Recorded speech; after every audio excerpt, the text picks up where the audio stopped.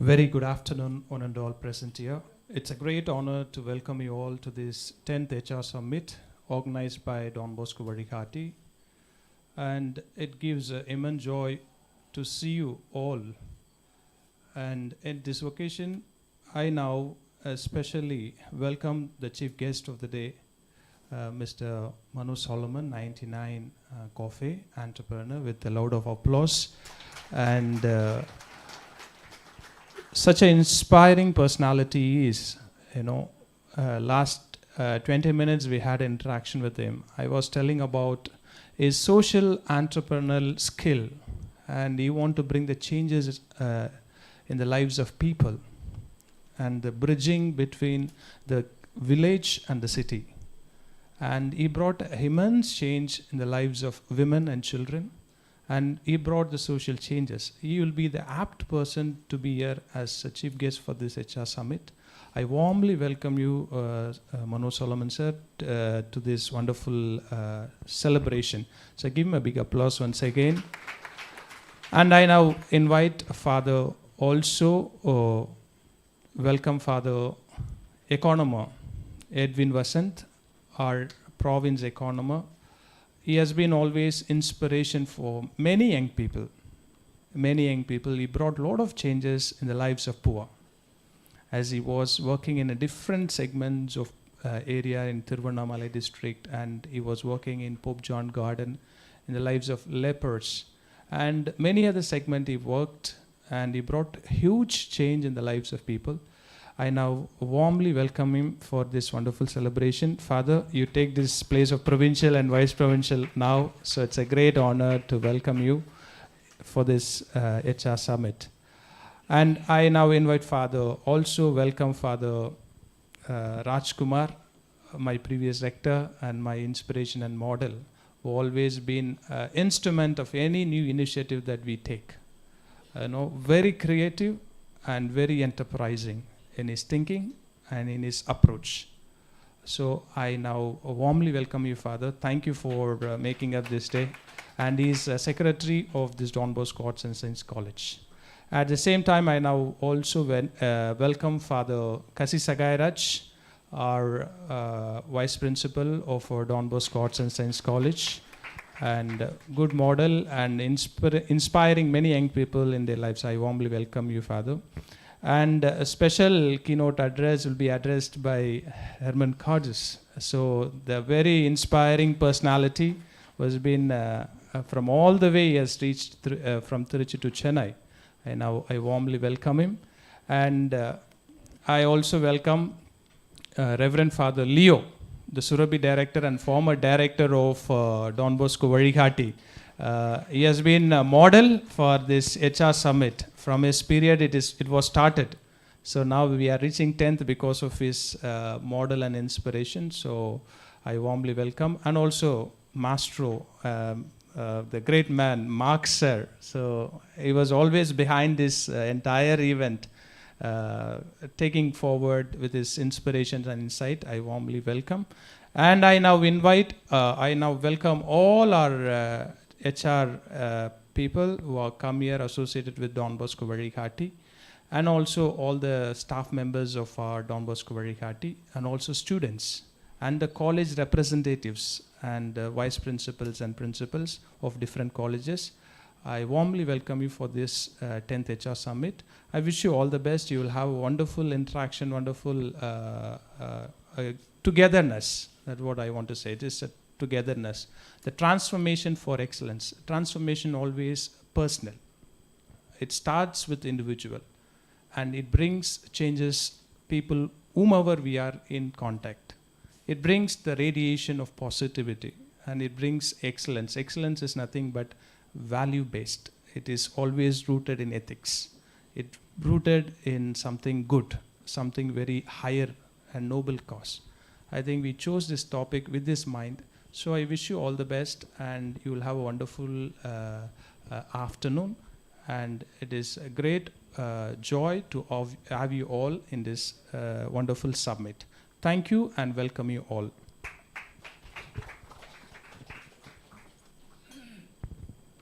Thank you, Father, for your words of welcome. it is with immense pride and gratitude we will take this moment to honor our esteemed chief guest and dignitaries. I invite Father Joe Anand to do the honors on the stage. I would like to invite our esteemed chief guest, Mr. Manoj Solomon, proprietor 99km Coffee Shop, to the stage. I request Father Edwin Vasantan, SDB Economer, INM Province, to kindly don him with the shawl.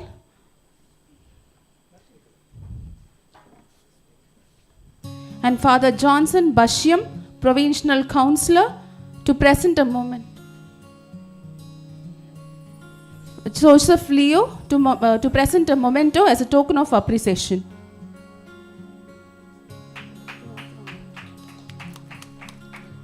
Please put up your hands together and welcome our chief guest.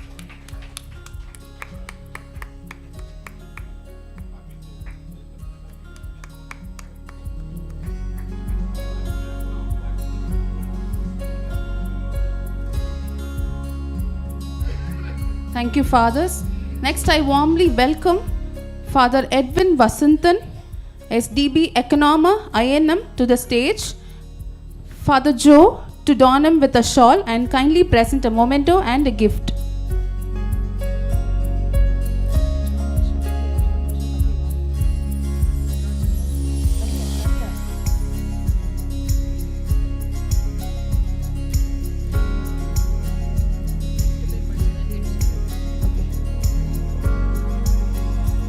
Everybody please put up your hands and welcome our chief guest.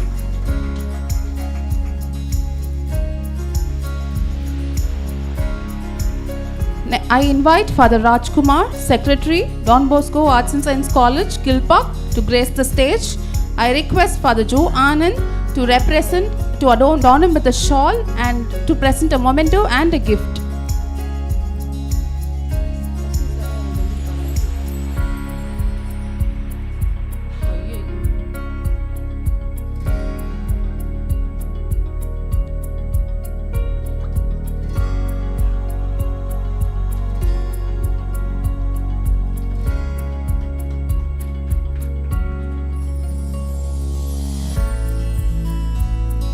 I now invite Father Joseph Leo, Director Surabhi, to step forward. I invite Mr. Kamal, Community Development Officer, and to present the shawl, followed by Mr. Suleiman, Community Development Officer, Broadway, with a memento and a gift.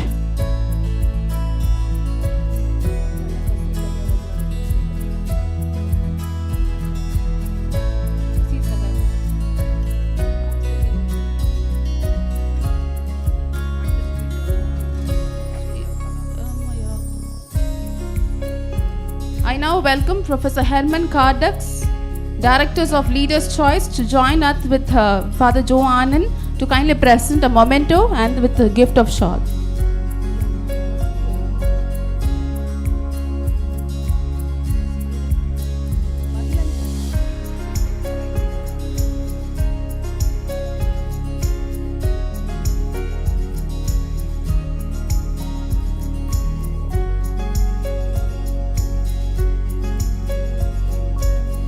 I invite Father Kasi Sagairaj, Vice Principal, Don Bosco Arts and Science College, to come forward.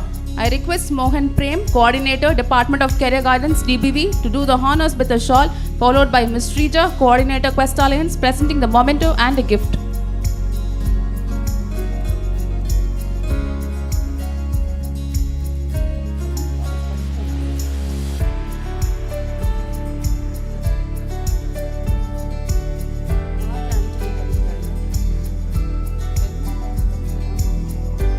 I welcome Professor Herman Kardux, Director, Now I invite Mark Anthony Sequeira, CEO of Mastro Private Limited, to come on to the stage. Father Joe Anand kindly present with the shawl and the memento and gift.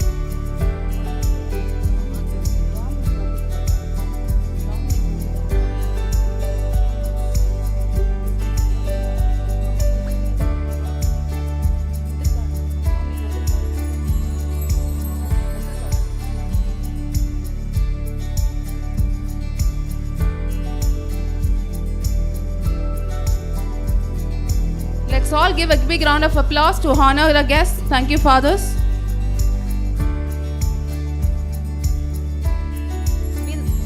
We now present an inspiring video titled Transforming Futures, DBV's Career Guidance and HR Services for Young Minds.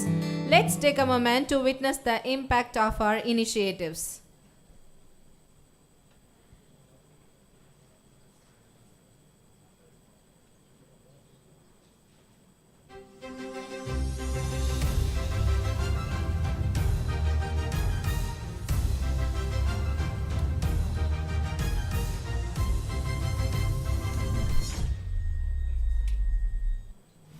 For 28 years, Don Bosco Vazhikaatti has been a beacon of hope, transforming the lives of thousands of young individuals, especially the underprivileged.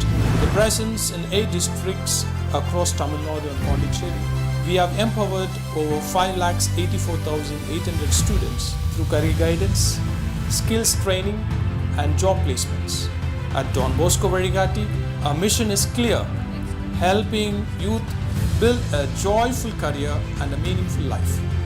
Our mission is to create a better society by shaping responsible, skilled professionals who are ready to face the challenges of a fast-paced world. Don Bosco Vazhikaatti follows the FIT methodology, ensuring holistic development for young minds. Formation by providing skills training, information by offering various career opportunities, transformation through individual motivation and group orientation programs. Our 3 core values, that is 3 I's: integrity, innovation, and inclusiveness. The right career choice begins with proper guidance. That's why Don Bosco Vazhikaatti provides career awareness, motivation programs, study techniques, memory enhancement tips, guidance on career streams, and entrance examinations such as NEET, JEE, TNP, SC, RRB, and SSC, etc. Information on scholarships and government schemes, online, offline career counseling services. To ensure no student is left behind, we have launched Career Guidance on Wheels, bringing career counseling directly to rural and underprivileged communities. Total career guidance programs conducted 2,568. Total beneficiaries 3,97,269 students have received guidance and support from Don Bosco Vazhikaatti. என் பேர் திருப்பதி. நான் Don Bosco higher secondary ஸ்கூலில் படிக்கிறேன். எனக்கு cyber security படிக்கணும்னு ஆசை. அது father எனக்கு தெளிவாக சொல்லி கொடுத்தாரு. I'm Shreya and I'm a commerce student in 12th standard. So we had a career guidance session by Father Joe, and the session was greatly helpful, and it showed us the different options that were available for commerce students. Training programs and collaborators. At Don Bosco Vazhikaatti, we do not just guide students, we train them to be job ready. Our training programs focuses on Bosco Employability Skills Training, best for graduates and technical students. Since 2009, Don Bosco Vazhikaatti has conducted 219 programs benefiting 54,608 students. How to highlight the important skills? Communication ஸ்கில்லாம் எப்படி இருக்கணும், அது எப்படியெல்லாம் நம்மளை develop பண்ணிக்கலாம், எப்படி நம்ம கெரியரை develop பண்ணுறது, நம்ம கெரியர் எப்படி நெக்ஸ்ட் நம்ம ஹையர் ஸ்டடீஸ் எப்படி பண்ணுறது இன்னும் நல்லா பிளான் பண்ண முடியுது. How to prepare resume?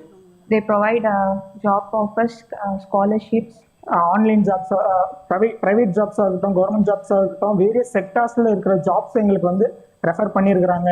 நான் என்னெல்லாம் என்னோட கிளாஸில் தியரட்டிக்கலாக படிச்சனோ அது எல்லாமே I was worked out in internship. So like for in the beginning 3 months எப்படி தான் இந்த கிளாஸ் போக போகுது அப்படி like that have entered. Really இங்கே ambience like இங்கே இருக்க ஸ்டாஃப்ஸும் சரி everything was completely awesome. Soft skills development, industry insights, resume building and interview preparation. Short time certificate courses under CSR initiatives in the fields like Tally, BFSI and data quality analysis. Training over 9,000 students with a placement rate exceeding 75%. Hi, என்னோட பேர் Alex. நான் Loyola காலேஜில் BSc statistics complete பண்ணியிருக்கேன். So இங்கே நான் data quality analyst course படிக்கிறேன். நான் ஏன் இந்த கோர்ஸ் ஜாயின் பண்ணேன்னா என்னோடய ஸ்டாட்டிஸ்டிக்ஸ் ஃபீல்டில் வந்து நான் இன்னும் கொஞ்சம் டெவலப் ஆகணும்னு சொல்லிட்டு தான் இந்த கோர்ஸ் நான் ஜாயின் பண்ணது. ஸோ இங்கே எனக்கு SQL பவர் BI எல்லாம் வந்து கற்றுத்தராங்க. என்னோட நேம் கௌதமி. நான் பிஎஸ்சி மேத்தமெட்டிக்ஸ் முடிச்சிருக்கேன். என்னோடய காலேஜ் பார்த்திங்கன்னா பாரதி உமன்ஸ் காலேஜ். எனக்கு DBVல வந்து DK படிச்சுட்ருக்கேன். இது வந்து எனக்கு ரொம்ப ஹெல்ப்ஃபுல்லாக இருக்குது. நெக்ஸ்ட் லெவல் போகிறதுக்கு ரொம்ப யூஸாக இருக்குது. என்ன ஜாபு, எப்படி போகணும், எந்த ஃபீல்டில் போகணும், நிறைய ஐடியாஸ் கொடுத்துருக்கு. நிறைய டீட்டெயில்ஸ் கற்றுக்குறேன் இங்கே.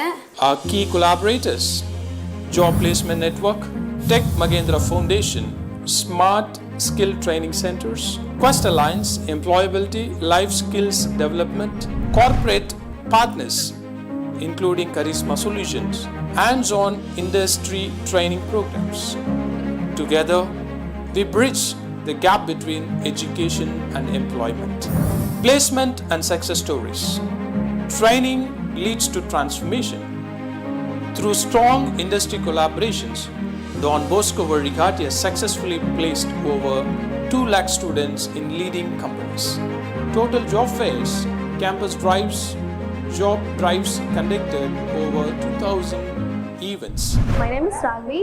நான் இங்கே வந்து டான் போஸ்கோ வழிகாட்டி டெக் மகேந்திரா ஃபவுண்டேஷனில் கிளாஸில் தான் இங்கே தான் நான் படித்தேன். இப்போ வந்து நான் ஜாப்க்காக நான் சர்ச் பண்ணிகிட்டு இருந்தேன். சீரியஸ்லி எனக்கு இங்கே வந்து நல்ல யூஸ்ஃபுல்லான ஜாபாக இருந்துச்சு.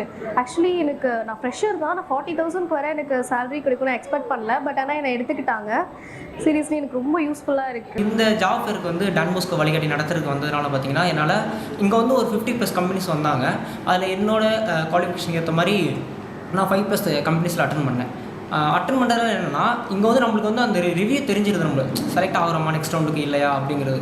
ஜாப் வந்து நான் வந்து ஒரு 1 மந்த்து தேடிட்டு எனக்கு கிடைக்கல. பட் இங்கே நான் அப்ளை பண்ணும்போது நெக்ஸ்ட் மண்டே வந்து கால் கூப்பிட்றேன்னாங்க.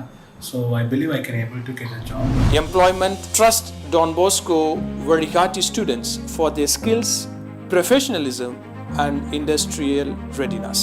Digital transformation outreach. Don Bosco Vazhikaatti, we leverage technology to expand our reach and support more students. Our digital initiatives: Don Bosco Vazhikaatti Career Insights weekly bulletin, reaching over 11 Salesian provinces across India and 10,000 young people through emails. Don Bosco Vazhikaatti Education Plus magazine, providing valuable career guidance and educational insights. Don Bosco Vazhikaatti Job Alerts and Education Plus WhatsApp channel across India, following 3,500 followers, offering real-time job and career updates. Don Bosco Vazhikaatti social media, YouTube career guidance, over 250 career-focused videos in 2024, reaching students across India. Slate by Charisma Solutions, expanding career and skill-building programs nationwide. Join us online for career updates, job opportunities, and expert guidance. For 28 years, Don Bosco Vazhikaatti has been more than an institution. It's a mission, a movement, and a career-building force for thousands of youth. We believe that every young person deserves the right guidance, skills, and opportunity to build a successful future. If you are a student, job seeker, or employer, Don Bosco Vazhikaatti is here to guide you.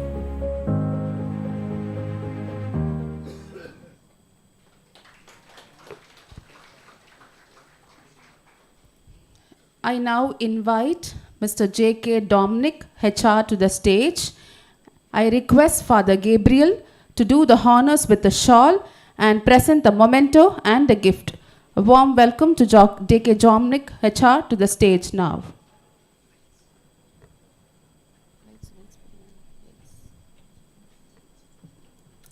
Let's put your hands together.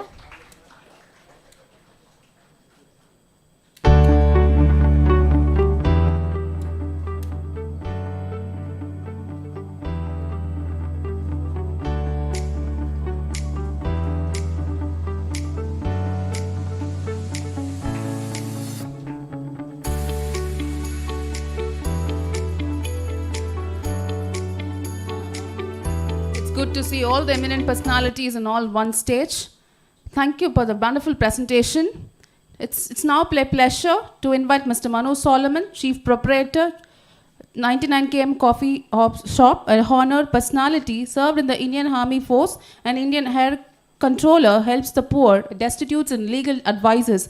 He supports old ages home, destitute women, special children, and strived for women empowerment. He is widely recognized by the Guinness Book of World Records. His scholastic spiritual activities proved on rewards and recommendation. I completely honor Mr. Manu Solomon to deliver the presidential address. We welcome you, sir.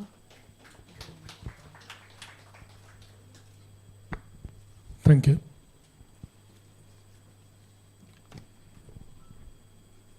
It's a great pleasure to be here. இது வந்து உண்மையாகவே என்னை இங்கே அழைச்சதுக்கு உங்கள் எல்லாருக்கும் நான் வந்து ஒரு ஃபாதருக்கும் என்னோட அலெக்சாண்டர் ஃபாதர்லேருந்து உங்கள் ஒருவருக்கும் பர்சனலாக ஐ நீட் டு தேங்க். இது வந்து எனக்கு ரொம்ப மகிழ்ச்சியான ஒரு தருணம். சும்மா அந்த வார்த்தைக்காக சொல்கிறதெல்லாம் இல்லை, மனசுலேருந்து சொல்கிற வார்த்தை இது. ரொம்ப அருமையான ஒரு தருணம். இவ்வளோ பெரிய ஒரு மீட்டில் எனக்கு ஒரு ஹானர் கிடச்சிருக்கு, நான் அங்கீகரிக்கப்பட்டிருக்கிறேன் என்று நான் உணர்கிறேன். மிக்க மகிழ்ச்சி.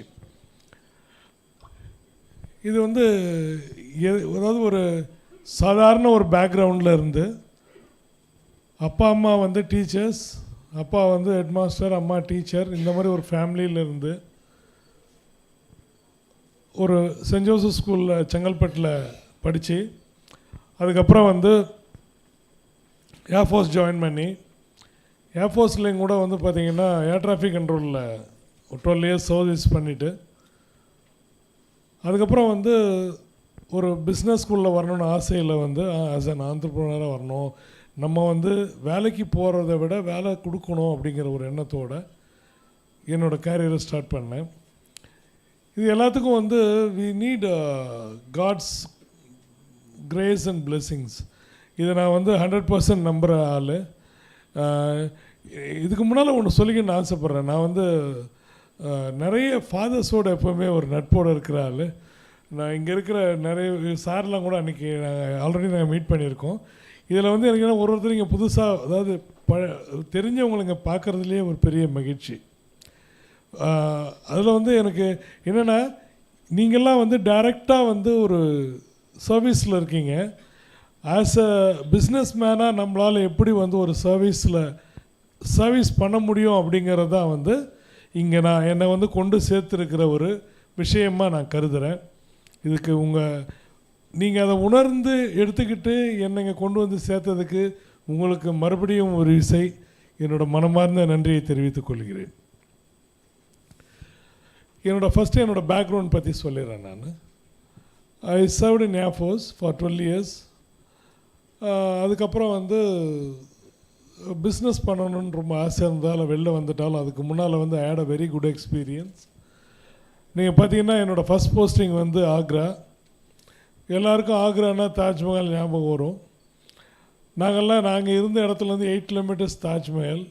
ஸோ என்ன பண்ணுவோன்னா, காலையில் எழுந்தால் instead of running or anything we go for with a cycle. ஒரு 8-16 kilometers சைக்கிள் ஓட்டிகிட்டு வந்து, தட் இஸ் அவர் எக்ஸசைஸ்.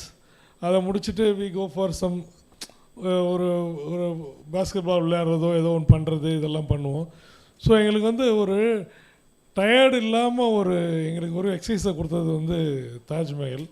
ஏன்னா என்னோடய ஃப்ரெண்ட்ஸில் ஒரு சிலர் பார்த்திங்கன்னா மேரத்தான் ஓடுவாங்க. மேரத்தான் ரன்னர்ஸ் கூட வந்து நாங்கள் use to go by cycle. So இது வந்து எங்களுக்கு ரொம்ப அந்த ஏஜில் வந்து ஒரு 19-20 வயசில் வந்து ஒரு கிரேட் எக்ஸ்பீரியன்ஸ். அது முடிச்சப்புறம் பார்த்திங்கன்னா I was posted to Leh Ladakh.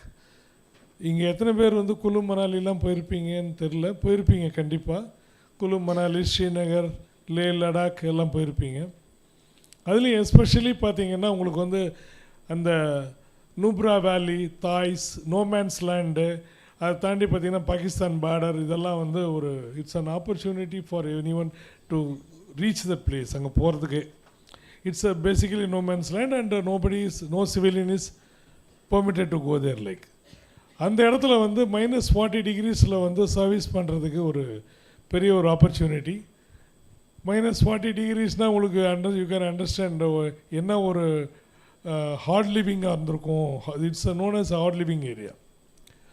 அங்கே ஒரு சர்வீஸ் ஒரு 2 years and 3 months. அங்கே சர்வீஸ் முடிச்சுட்டு I was given a choice posting of தாம்பரத்துலேயும் வந்து we did a good job. என்ன ஒன்றுன்னா லே லடாக்லலாம் நீங்கள் பண்ணும்போது பார்த்தீங்கன்னா யூ கேன் சி பாதி நாள் அதாவது ஹெலிகாப்டர்ஸ் தான் அதிகமாக இருக்கும், சாப்பர்ஸ் ஃப்ளைங் இருக்கும், ஏர் ட்ராப் இருக்கும். இதெல்லாம் வந்து ஒரு உங்களுக்கு வந்து வாழ்க்கையிலே வந்து ஒரு பார்க்க முடியாத ஒரு இடமா இருக்கும். ஏன்னா all the rivers are frozen. நீங்கள் ஃப்ரோசன் ரிவர் மேலே ஓடலாம், படுத்துக்கிட்டு நீங்கள் காதை வச்சு கேட்டிங்கன்னா உள்ளே ஓடுற தண்ணி சத்தம் கேட்கும், ஒரு ஓட்டை போட்டு மீன் பிடிக்கலாம்.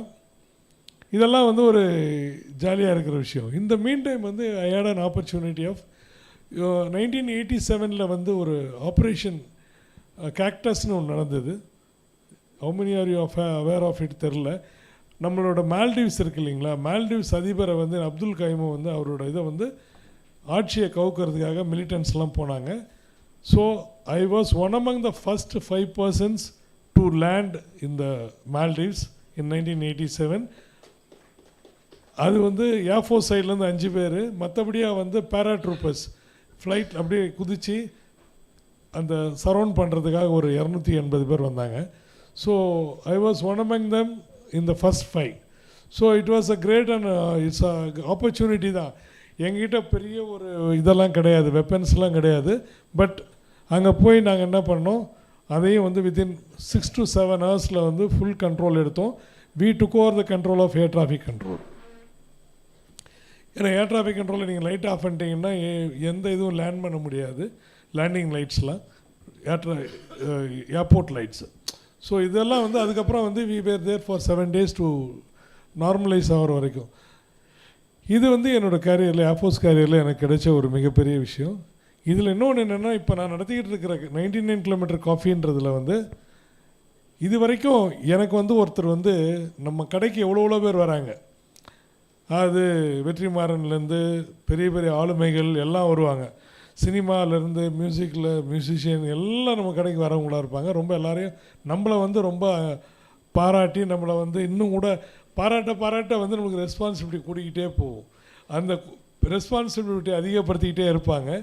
இதில் வந்து எனக்கு ஒருத்தர் யாருன்னா வந்து குரூப் கேப்டன் ராகேஷ் சர்மான்னு சொல்லி உங்களுக்கு தெரிஞ்சுட்டு நினைக்கிறேன். Is the only one. இன்றைக்கி 160 கோடி மக்கள் இருக்கிறோன்னா இதில் ஒரே ஒருத்தர் தான் வந்து விண்வெளிக்கு போனவர் இந்தியாவிலேருந்து. அவர் குரூப் கேப்டன் ராகேஷ் சர்மா. அவரும் ஏர்ஃபோர்ஸ், அவரும் நம்ம கடைக்கு வந்திருக்கிறாரு, நம்மளோட இருந்து ரொம்ப சந்தோஷப்பட்டிருக்கிறாருன்றது ஒரு மிகப்பெரிய, எனக்கு வந்து ஒரு மிகப்பெரிய ஒரு என்றைக்குமே மறக்க முடியாத ஒரு விஷயம் அது. So this is about my background on air force. அதுக்கப்புறம் பார்த்தீங்கன்னா ஐ கேம் டு பிஸ்னஸ். ஒரு சில வியாபாரம் பண்ணோம். வியாபாரம் பண்ணும்போது ஏஜென்சியாக பண்ணும்போது வந்து நம்மளோட உழைப்பு வந்து நிறைய சமயத்தில் கமிஷனாக தான் வருதே தவிர நமக்கு ஒரு பெரிய ஒரு ப்ராஃபிட்டாக வரல. அந்த டைமில் நம்ம என்ன பண்ணுறோன்னா, சரி நம்ம ஏன் வந்து பிறருக்காக உழைக்கிறத விட நமக்காக உழைப்போம், கூட நம்ம நிறைய பேருக்கு ஒரு வேலை கொடுப்போம் அப்படிங்கிறது தான் என்னோடய மோட்டிவாக இருந்தது. அதுக்காக தான் என்ன பண்ணேன்னா, முதல்ல நம்ம பார்த்தது வந்து நமக்கு என்ன தேவைன்னு நினைக்கிறோமோ அதை பிறருக்கு கொடுக்கணும். இப்போ நான் என்ன எதிர்பார்ப்பேன், business itself is a giving solution தானே, வியாபாரன்றது கிவிங் சொல்யூஷன். ஸோ அப்படின்னும் போது நமக்கு என்னெல்லாம் தேவைப்படுது நம்ம நினைக்கிறோம். Okay, I am put up on ஹைவேல வந்து ஒரு ட்ராவலருக்கு என்னென்ன தேவைன்றதை பற்றி யோசிக்க ஆரம்பித்தோம். அவங்களோட பார்வையிலேருந்து ஒரு ட்ராவலராக வராங்கன்னா, ஒரு 25 வருஷத்துக்கு முன்னால் பார்த்தீங்கன்னா எந்த ஹைவேலையும் நீங்கள் வந்து நிறுத்தி எதுவுமே சாப்பிட முடியாது. நீங்கள் வந்து ஒரு நல்ல வண்டியில் போகலாம், எதில் வேணால் போகலாம். உங்கள் வீட்டு பெண் பிள்ளைகளும் உங்கள் வீட்டில் இருக்கிற குழந்தைங்களும் கார்லேயே உட்காந்துருப்பாங்க. நீங்கள் மட்டும் ஒரு டீ சாப்பிட்டு வருவீங்க. ஏன்னா அந்த இடத்துல வந்து இறங்குறது அளவு கூட வந்து சுத்தமாக இருக்காது. ஒரு டீ குடிச்சிட்டு நீங்கள் என்ன பண்ணுவீங்க, ஒரு பேப்பர் கப்லேயே அதிலே ஒரு டீ வாங்கி வந்து வண்டியில் இருக்கவங்க கொடுப்பீங்க. ஒரு வாஷ்ரூம் ஃபெசிலிட்டி இருக்காது, ஒரு ரிலாக்ஸேஷன் பாயிண்ட் இருக்காது. So what I made was like, இது எப்படி மாற்றலான்னு சொல்லி தான் என்ன பண்ணோம், பயண வழி உணவகம் அப்படின்றத வந்து வெறும் பஸ்ஸுக்காக இல்லாமல் ஒரு காருக்காக எப்படி பண்ணலாம், ட்ராவலர்ஸ். அதுவும் பார்த்திங்கன்னா இப்போ வந்து கிட்டத்தட்ட இந்த 15 இயர்ஸில் பார்த்தீங்கன்னா 10-15 இயர்ஸில் vehicle population increased a lot. எங்கேயோ போயிடுச்சு, ரோடு ஃபுல்லாக வண்டி தான் இருக்குது, ரோடு காலின்றதே கிடையாது அப்படிங்கிற ஒரு சூழ்நிலை. ஸோ இதை வந்து எப்படி நம்ம வந்து அவங்களுக்கு ஃபெசிலிட்டேட் பண்ணலான்றது தான் என்னோட ஒரு இதுவாக இருந்தது. அப்போ என்ன செஞ்சோம், ஓகே ஒரு காஃபி சாப்பிட வராங்க அப்படின்னா கூட அவங்களுக்கு வந்து we have to provide a neat washroom. அவங்களுக்கு வந்து ஒரு ரிலாக்ஸ் பாயிண்ட் வேணும், ஒரு நல்ல ஒரு ரெஃப்ரெஷிங் பாயிண்ட் வேணும்னு சொல்லி இது இப்படி ஆரம்பித்தோம். 13 வருஷத்துக்கு முன்னால் ஆரம்பித்தோம். ஐ ஸ்டார்டட் வித் 7 people, 7 ஒர்க்கர்ஸோடு ஸ்டார்ட் பண்ணோம். இன்றைக்கி நம்மளோட எஸ்டாப்ளிஷ்மெண்ட்டில் 300 பேர் ஒர்க் பண்ணுறாங்க. இது வந்து அதாவது நம்மளோட நோக்கத்துக்காக நம்ம நோக்கம் என்னவாக இருந்தது, அந்த நோக்கத்துக்கு கிடைத்த பரிசுன்னு தான் நினைப்பேனே தவிர என்னோடய உழைப்புலாம் சொல்லிக்க மாட்டேன். எல்லோரும் உழைக்கிறாங்க, யார் உழைக்கல? எல்லோரும் தான் உழைக்கிறாங்க, எல்லோரும் தான் கடை வைக்கிறாங்க, எல்லோரும் பண்ணுறாங்க. But what was there intention, what was meeting the requirement இருக்குது இல்லைங்களா? அது இப்போ நாம் எடுத்துக்கிட்டோம்னா அது வந்து வில்லேஜ். அது வில்லேஜில் வந்து ஒரு பில் போடுறதுக்கு ஒரு பிள்ளைங்க வேணும் அப்படின்னா, இங்கெல்லாம் சிட்டியில் பார்த்தீங்கன்னா உங்களுக்கு யாரோ கேட்டாலும் சொல்லுவாங்க நான் வந்து பிசிஏ கம்ப்யூட்டர் முடிச்சிருக்கேன்னு. அங்கே அப்படிலாம் சொல்கிறதுக்கு ஆள் கிடையாது, எல்லாம் +2. And we have given employment for more than 80% of women worker. Women ஒர்க்கருக்கு தான் நாங்கள் எம்ப்ளாய்மெண்ட் கொடுத்துருக்கோம். ஏன்னா கிராமத்தில் வந்து நிறைய பேர் பார்த்திங்கன்னா படிச்சுட்டு ஜென்ஸ் என்ன பண்ணுவாங்கன்னா வேலைக்கு போயிடுவாங்க. அது கூட பார்த்திங்கன்னா மரமலை நகர், செங்கல்பட்டு, சிட்டிக்கெலாம் வந்துடுவாங்க. பெண் பிள்ளைங்களுக்கு வந்து வேலையே இருக்காது. அவங்க பொதுவாக என்ன பண்ணுவாங்க, +2 முடித்தோட வீட்டில் எதனா வேலையை பார்த்து தான் இருப்பாங்க. ஸோ இதை என்ன பண்ணலான்னு சொல்லி என்ன பண்ணோம், எங்களோட கடையில் வந்து காஃபி போடுறவங்க பொதுவாக டீ மாஸ்டர்னு தான் இருப்பாங்க. நீங்கள் பார்த்துருப்பீங்க, ஒரு இந்த கடை கூட டீ மாஸ்டர் தான் இருப்பார். நாங்கள் வந்து காஃபி டீ எல்லாமே வந்து பெண்கள் தான் பண்ணுவாங்க. இதில் நிறைய அட்வான்டேஜஸ் இருக்குது.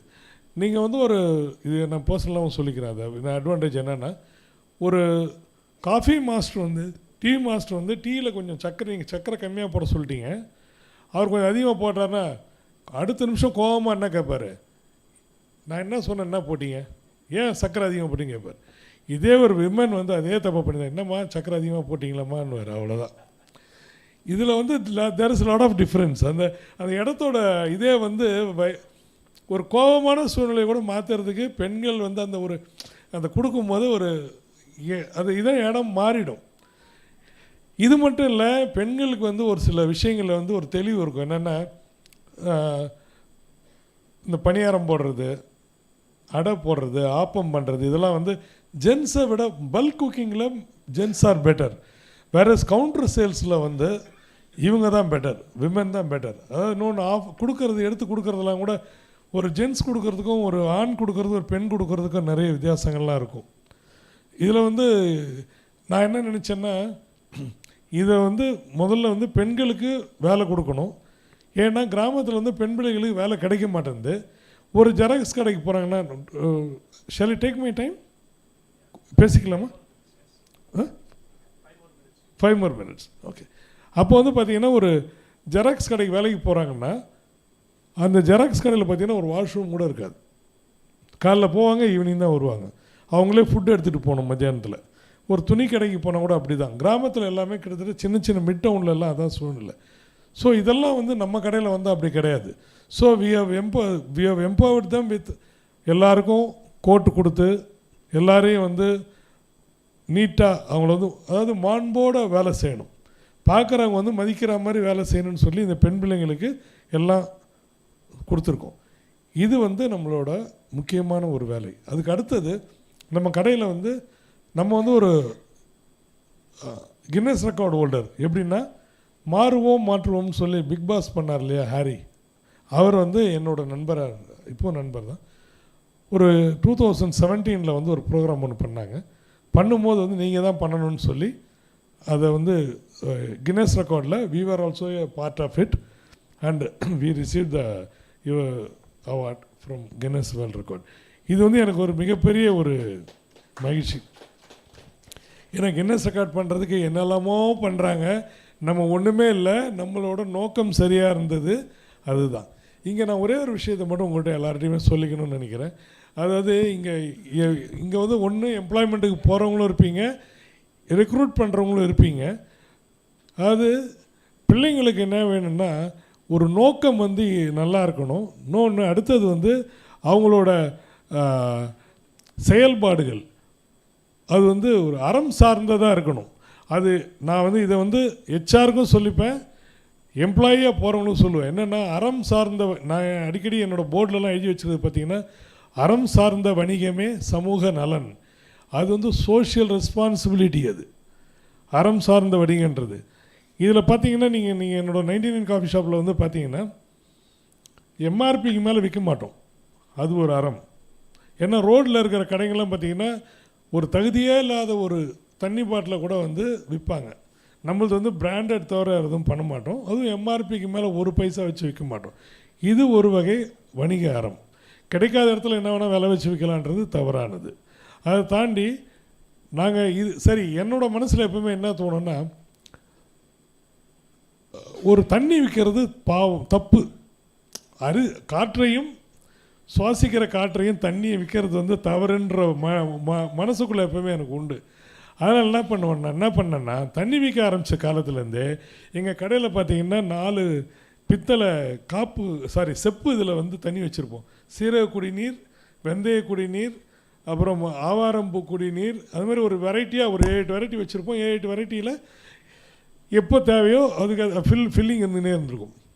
இதை வந்து நம்ம வந்து விலையின்றி கொடுக்குறோம்.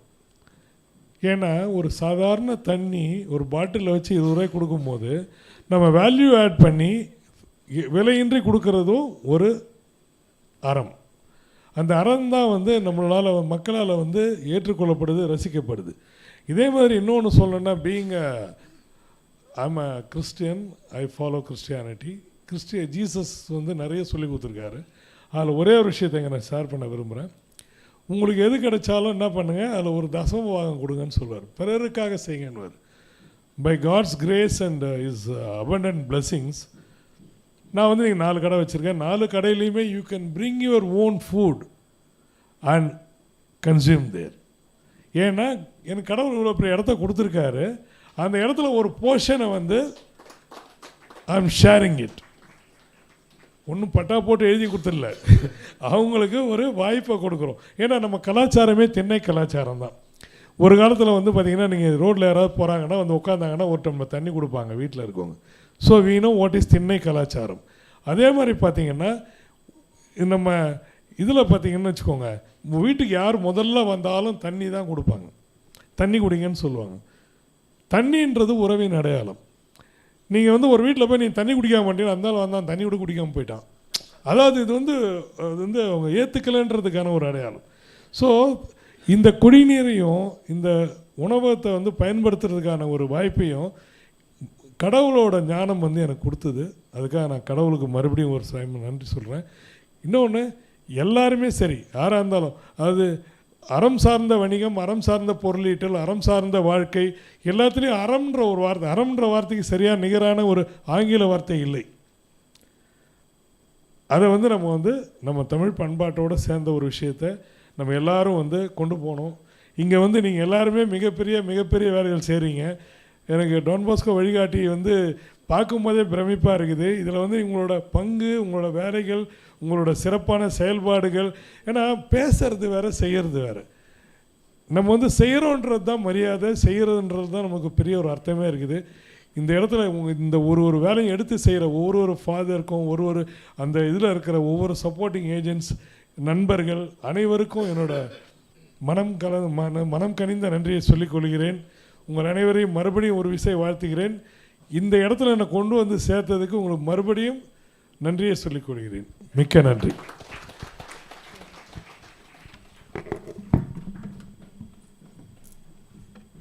Thank you so much, Mr. Mano Solomon, for your insightful and inspiring thoughts. Your words have truly set the tone for today's event, and we deeply appreciate the guidance you have shared with us today. It's time for an insightful keynote address by Father Rajkumar, Secretary, Don Bosco Arts and Science College, Kilpauk.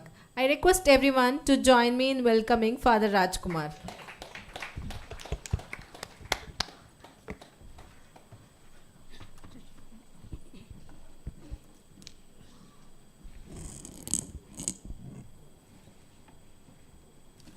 Dear Father Vasant, our Superior, Father Joe, our Director of the Vazhikaatti, and then Chief Guests, Fathers, and dear managers, and from the HR department, and also friends and young people.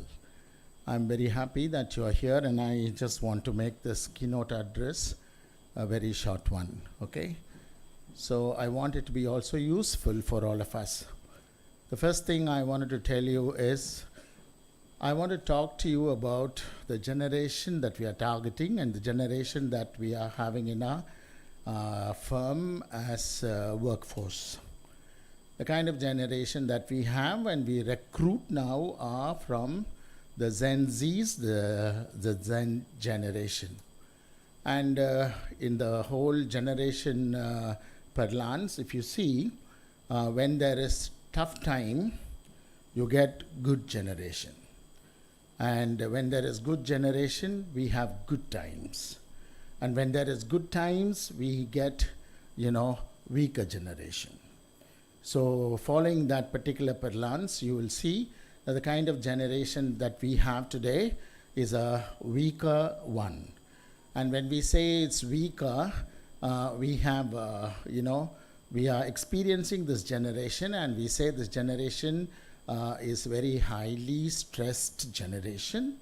And this generation is, because of the pandemic and because of the economical slumps that we had, this generation have discontinuity syndrome, alter ego life syndrome, and this generation is very agitated generation.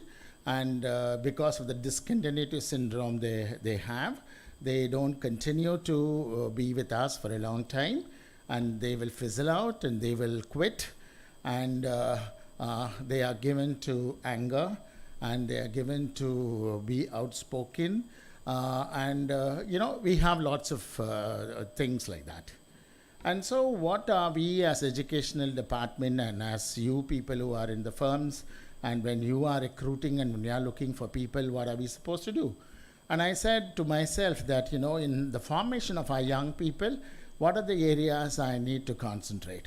So we know that you all support in so many various ways to conduct soft skills and hard skills about the things proper for the firm, what they need to do. So there is hard skills taken care, and there is soft skill taken care. And I thought there is some skill that's called human skills. And I said in my college, and we also have 5 different types of programs supported by companies like us. Accenture is helping us, and we have young people who are trained in that. So I concentrate on giving these people soft skill, hard skills, and also human skills. For example, if you have a youngster, the Gen Z guy, and after 8 or 9 months, he'll walk into your office and he will say, I'm quitting. And you ask him, why you want to quit? He says, because I was expecting a raise and I did not get it. Excuse me, darling, in 8 months you want to have a raise, and he is upset, and then he wants to quit. So this is the scenario that we have all faced. What is human skill is to educate them how to communicate to the higher officials and how to get across their ideas in a very nice way. That is what is called human skills. And the human skills, we try to concentrate on communication, how to communicate to your people. Then we try to train them on getting feedbacks. They are so hassling that they don't wait for, they don't listen properly. So we teach them how to receive feedback honorably. And we train them, how to esteem certain principalities of being in time, not being lethargic, commitment, and all these things. Now, I can go on. You understand what I'm trying to get at. Now, these things, when they are in your firm, you try to look at these people and try to observe how good they are and how they respond, and then based on that, you give them increment and you give them opportunity to lead the teams. That's what you do. So in my college, what I try to do is, when I see youngsters in my own, so in your own home, you have Gen Z people, and then when you are observing these youngsters in your own campus, this is what I wanted to ask you to be dealing and doing. Okay, so look at these people. So when I was in the office in the college, I have, I had one youngster who would constantly come and tell me about, Father, the water, it is going waste. And then there is, the windows are always kept shut. This can be done. So when you find someone who is automatically coming and talking to you about so many things, that person by himself, he is positioning himself as a positional leader. You understand? The ones, they say, it's dark, you could have had light, and there people are standing, why can't we put some more chairs? These kind of initiatives that come from a youngster, when you note it, even when it is coming from your own children, he's a positional leader, and he can be given leadership opportunities. Okay? During this time of storm, and we were trying to, Father Joe was my administrator at that time. So what he did was he asked the students and the parents to share what they have. So food, grains, and so many things was collected. And then we called volunteers, youngsters, and they were going in the storm, in the wind, in the waters, and the rains to all our slum areas, and they were giving food and relief and all this. So there I saw 4 or 5 people. What they did, more than what we assigned them to do, they were going and finding new spots where their redemption has to be taking place. Okay? So they are people, during a time of a need, are able to go an extra mile and find out and do something. There you have the leaders.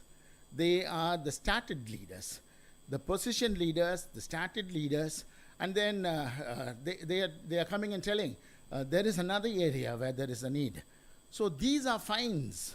So when you find children among the Gen Zs, you find these wonderful people who are able to position themselves as leaders because of their natural qualities, and there are gifted leaders. And in the college, we identify certain people, who are naturally gifted with communication skills, naturally gifted with so many other talents. So they come under the category of gifted leadership. So there's gifted leadership, there is position leadership, there's grafted leadership, and there is also summoned leadership. When chores are given to people, how do they get it done? How perfectly they are doing it. So you keep observing, and in your observation, you'll find that when you are summoning something that is done in great style, they are leaders. Keep encouraging, keep giving them opportunities, and give them special training, and you'll find that they will stand even during this hard time, even during this particular generation, which has certain defects and problems. You will be able to identify leaders, and you give them opportunities, and they will stand by our firm, and then they'll take the firm to the next level. Okay? So, my dear young, all of you also I see very young leaders and very young managers. So when we are trying to help our youngsters to excellence and to move towards this, these are newer forms where we need to look into, see, observe, and then bring them into our firm, and they will stand as very powerful collaborators in the future. Thank you for this opportunity, and I wish you well, and do the great things that you're doing in supporting us. And also, I wanted to add a personal note. This generation needs to be helped also in terms of how we channelize them and guide them and help them to use media. There is so much of media addiction happening around. There are 21 types of media-related addictions, and there are 19 types of media-related syndromes, and 16 types of media-related phobias. And Don Bosco College is the only place where we have a media clinic, and we use several therapies to help out people who are addicted, who are getting into this. And we tell them that media is one of the greatest gifts God has given to us. We are not shunning it, we are not moving out of it, but we are saying that it has to be used properly. And if you use it, it becomes your strength. And if you allow it to use you, then you become a commodity. Okay? So when we are doing this, we use a principle called media thriving. So we use the media to thrive, and all the youngsters in my college who are thrivers in getting to know how to use the platform, And in your own companies, you'll have one big problem that you have is technoference, interference that come from technology. And because of that, when a person who's working is interfered by this technology, it takes 15 full minutes for them to come back to effectivity. Okay, so that's a techno interference. Okay, so to get back to concentration, it takes 15 more minutes for them to get back to work. And you need to do something about it. And if you're going to employ people who are media shadowed and media clouded, and those people will not be able to communicate properly, will not be able to resolve conflicts, will not be able to introspect, will not be able to, if they don't introspect, they will use the ability to create. If you don't introspect, if you don't go inside yourself, and if you're not having the ability to introspect, not having the ability to cultivate, not have the ability to create, then you're a waste in the company. So media and how to channelize it is another area where your companies need to concentrate and have programs and training by which these wrongs, if there are, should be corrected. Okay, so if one way we are looking into our generation and trying to observe the good in them and say who's the positional leader, who's the gifted leader, so that's one side. And also another side to have better kind of people who work for our concern is to also take care of the media. The digital life is a reality. So you can't say, pornography is a reality. And in our company, in our own company machine, a lot of people will be sitting and watching pornography. And because of that, there is, a lot of other affectations. So these realities also need to be addressed by all the top level people and see what you can do about it. Thank you for this opportunity and thank you for listening. God bless you.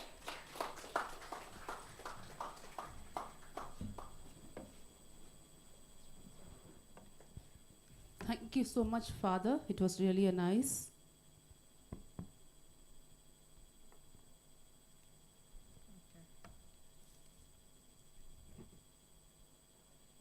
To provide a foundation for today's discussion, we invite Professor Herman Karis, Director, Leaders' Choice Wellness Training and Leaders' Choice Art Gallery, Trichy, to introduce the theme and set up the contest for the summit. Mr. Herman Karis is praised for 200 plus artworks, an inspirational exhibition by multiple publications. He awarded as an Inspirational Artist of the Year 2018 by Champfest and a Guinness World Record for the largest body language lesson. Professor Herman will enlighten the audience with the most powerful concept to achieve success called Neuro-aesthetic corporate leadership.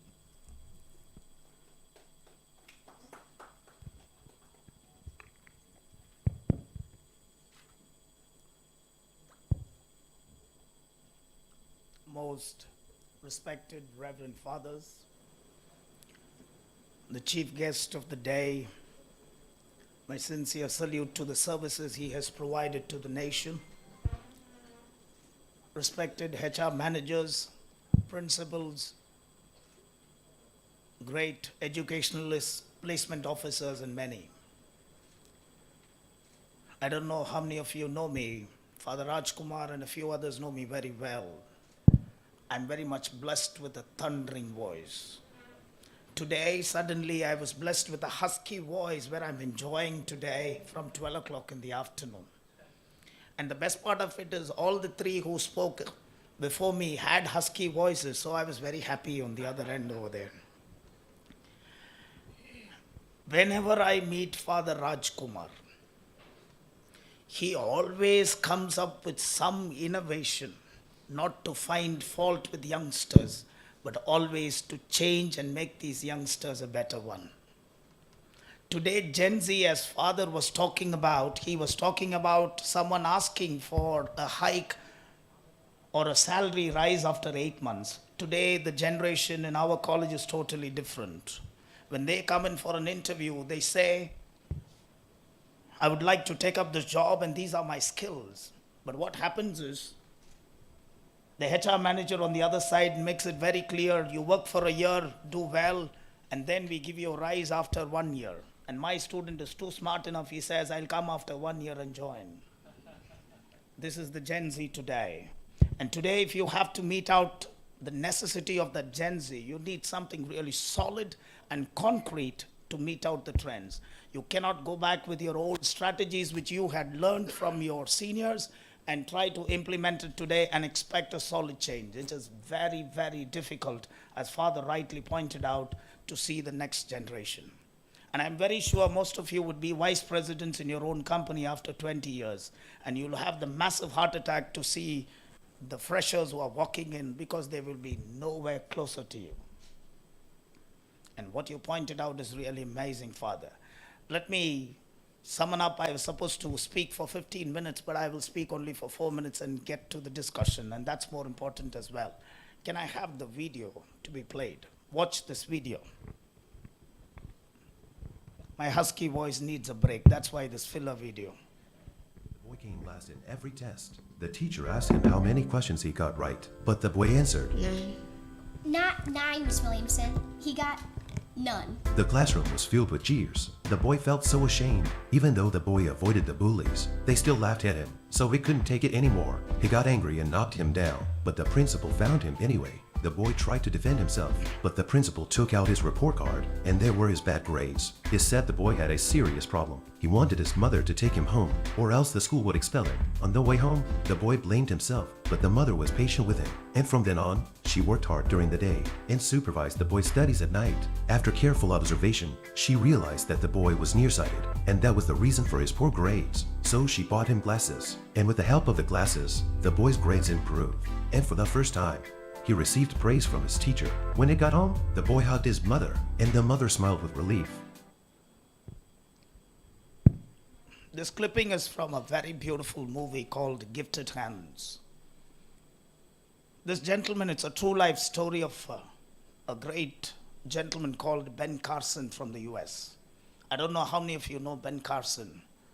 Ben Carson was a young student who was finding it very difficult to learn. And in fact, he was let down by his own teachers for the color of his skin.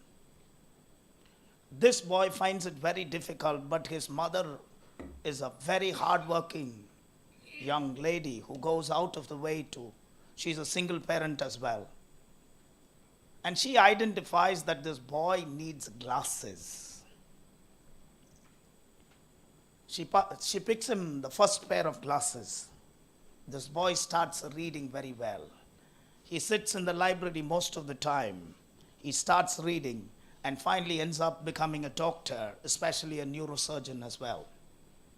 And this man is considered as one of the world's greatest neurosurgeons as the world has ever seen, because he is the only doctor who has split the right brain and the left brain for a conjunctive twins and separated with 2 different bodies. When he performed that operation, 50 doctors were involved and every doctor was scheduled for 2 minutes. The world has not seen such a great man. This man did not stop there. He went to run for the President of the United States against Trump in 2016.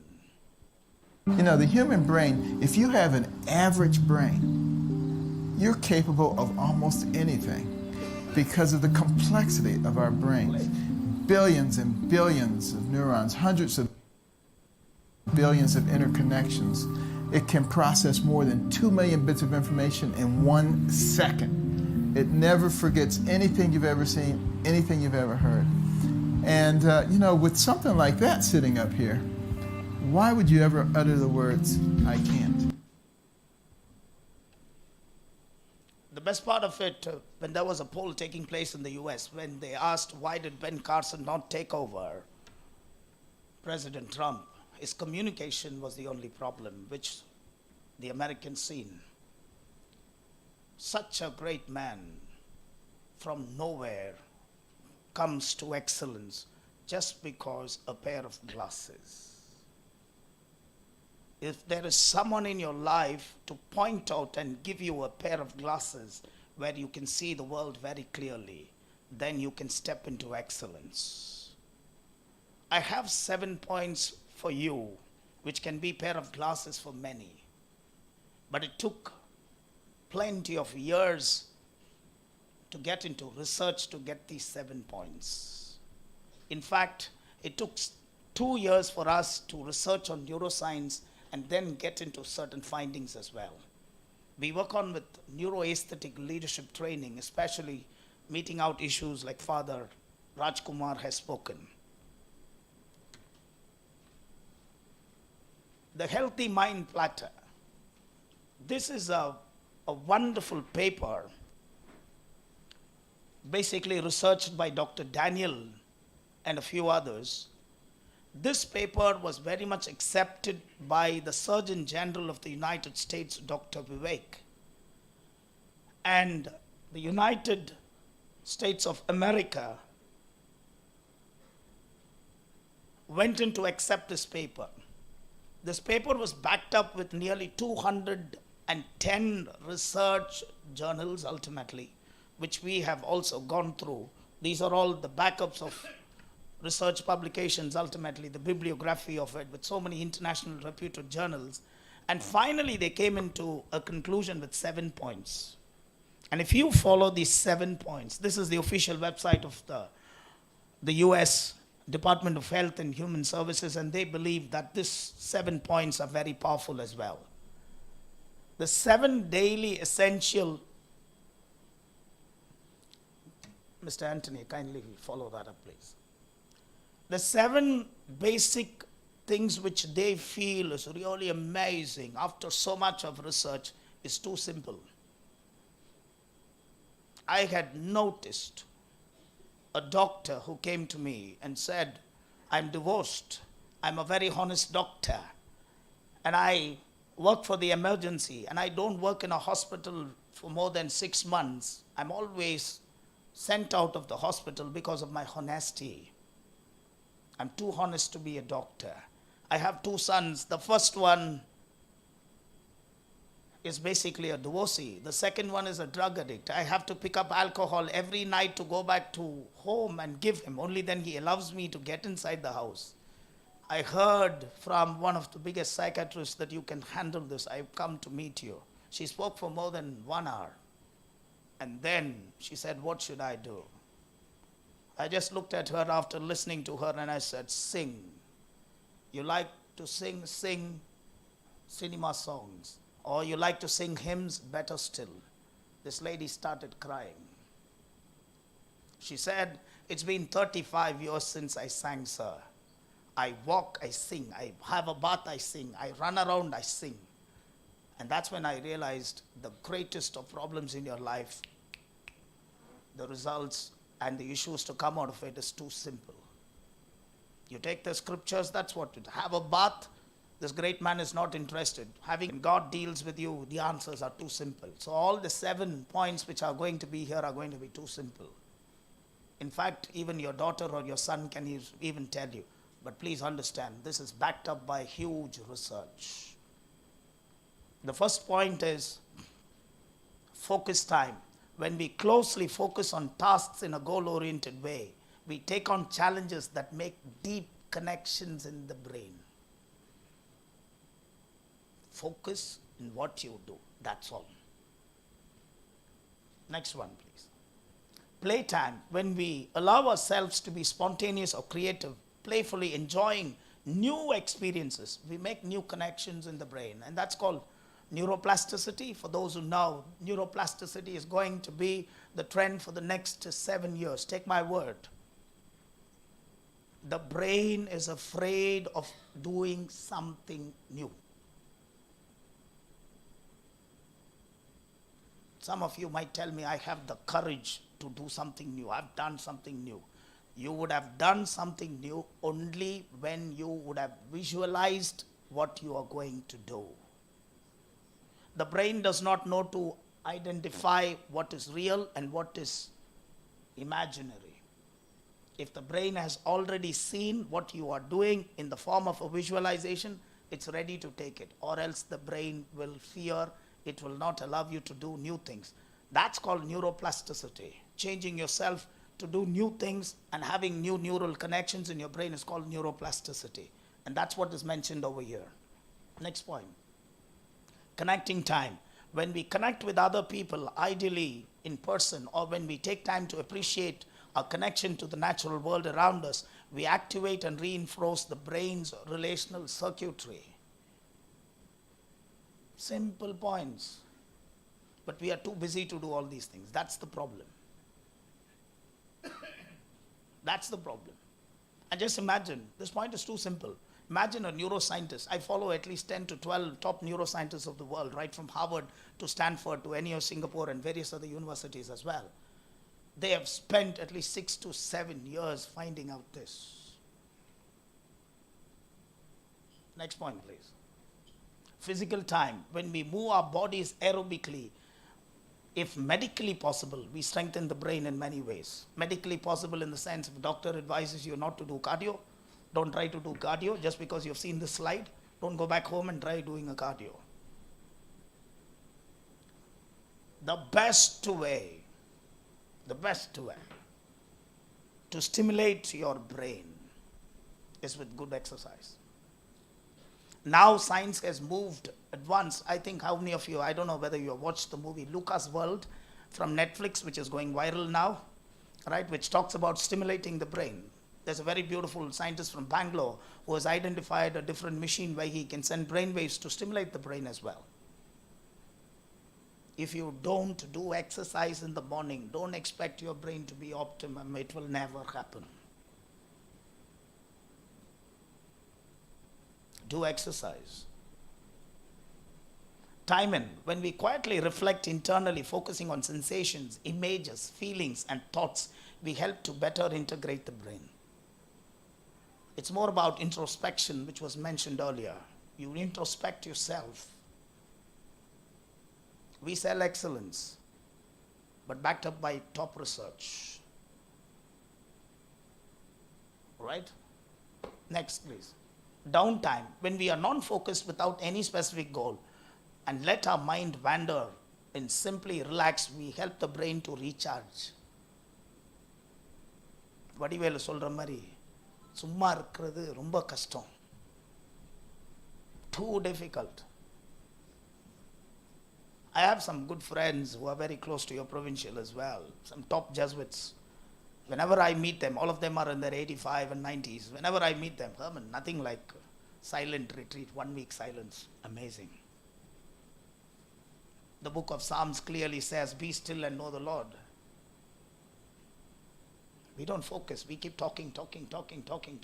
Even to our own children. Very rare we sit and be silent ultimately. The next one. Sleep time. Of course, I don't need to mention this. If you're a psychologist or a psychiatrist, you know there's no much better medicine than a perfect sleep. If you can hit the bed, peacefully sleep, and get up smilingly, you're one of the best in the world. Next. Now, what is neurocontour art? As Father mentioned, there are so many issues which we are also facing. So we've been stepping into neuroscience for the past 2 years, and we came up with a different concept. We were very much inspired by the Bible, especially the Jacob's visual stimuli. Laban, a very cunning man, a father-in-law of Jacob, says, I give you full-colored goats, right, and take the spotted one. It's like giving 2 Africans, and your father-in-law says, if anything is born like a European, you take and go back home.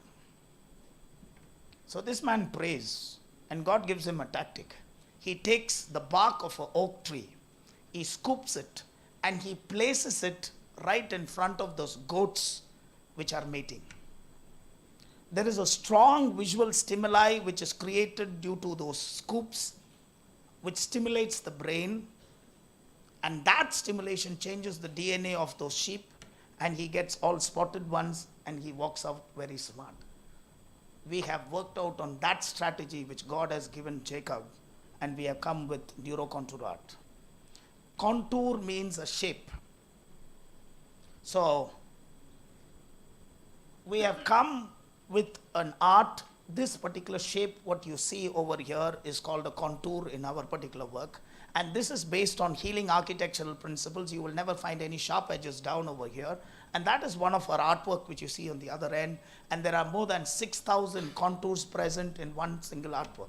And this is one of the artworks which we have displayed for you as well over here.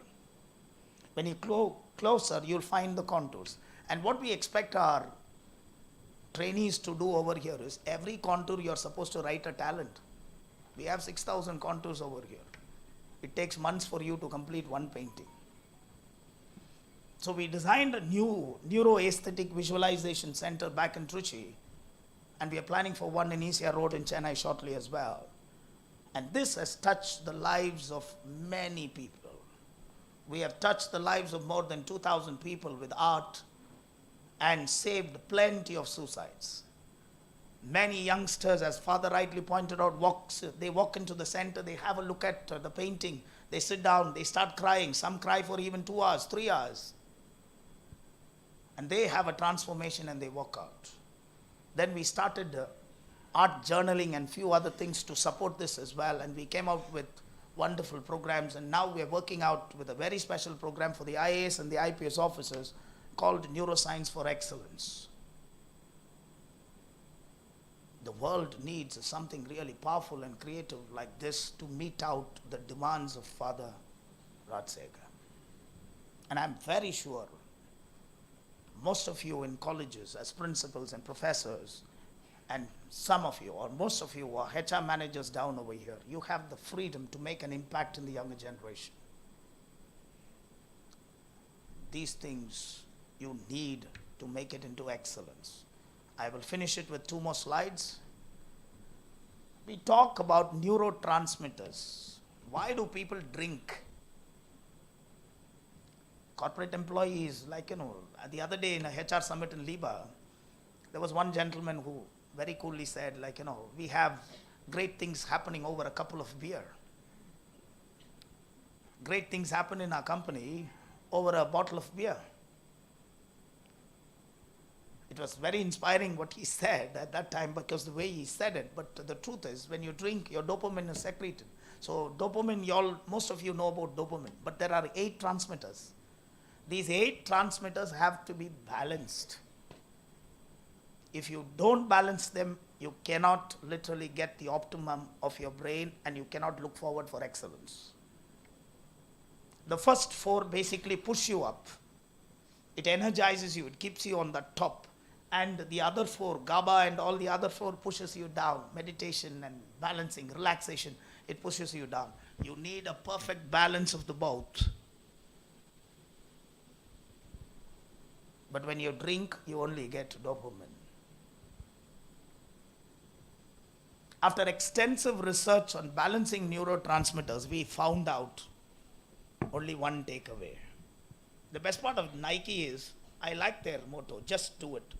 When someone asked me what's the most important part of it, someone said do, but do is not what it is. It's just. The world knows that you can do many things, you afford many things, but you don't take the initiative to do it. So just try it. That's exactly what just do it means. And that's why Nike's logo is very powerful. So if you want to balance your neurotransmitters and make yourself blessed,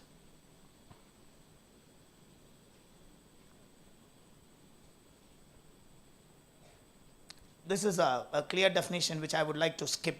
You want your sharpening cognitive performance, your conflict resolution, sustained energy, enhanced adaptability.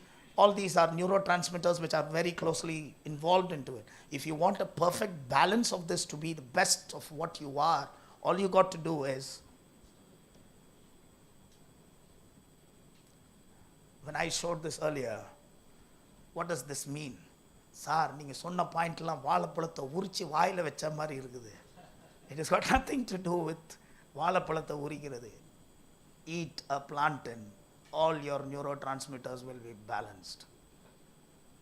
That's the takeaway. If you can bring plantain into your meal, all your neurotransmitters are balanced. I do not want to go into depth because of the lack of time. Normally, we have our workshops for 2 days.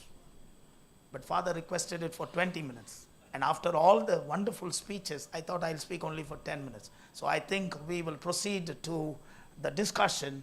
Eat a plantain, right? Just eat a plantain.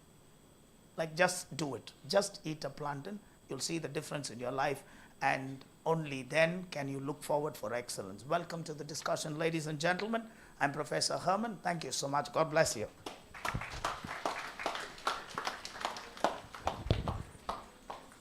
Thank you.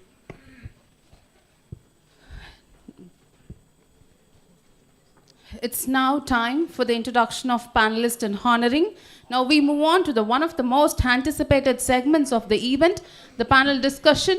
Our panelists will share expert insights on transformation for excellence. Let's give them a big round. We are privileged to have a distinguished panel with us today. Let us welcome and honor our esteemed panelists as we prepare for an engaging discussion. Now I welcome Mr. Badri, Assistant Vice President, MMC Infotech, Chennai, to the stage. His achievements leads him as a career service agent. His journey on diverse roles in operations, sales, and human resources constantly evolving in today's Gen Z workforce. I request Father Joe Anand to present a memento. Ms. Sindhu, Center Manager, Perambur AVC Center, to present a gift as a gesture of gratitude.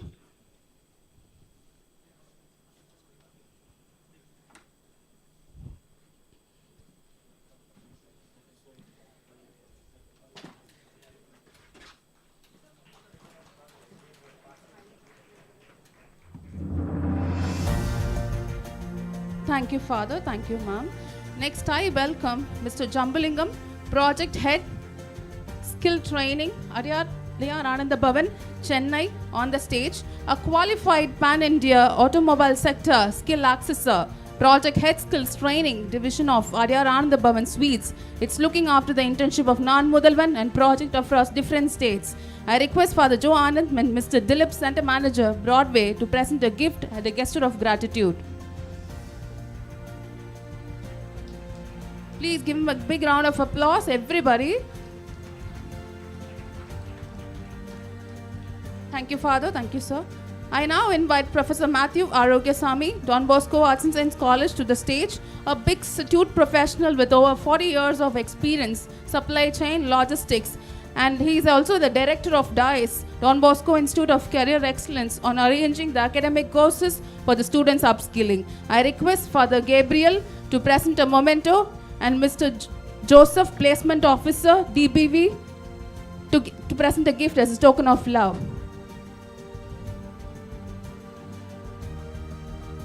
Please give a big round of applause to our panelists.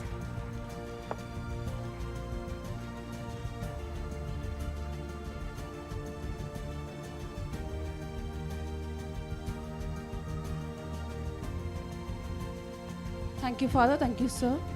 Now I welcome Dr. V. Gopi, Principal, JHA Agarsen Arts and Science College, Chennai, inspiring Paulo Coelho's ideas to his life and transforming a personality, believes in empowering the students to explore. I request Father Joe Anand to present a memento and Mr. Nirmal Kumar, Students Counselor, to present a gift.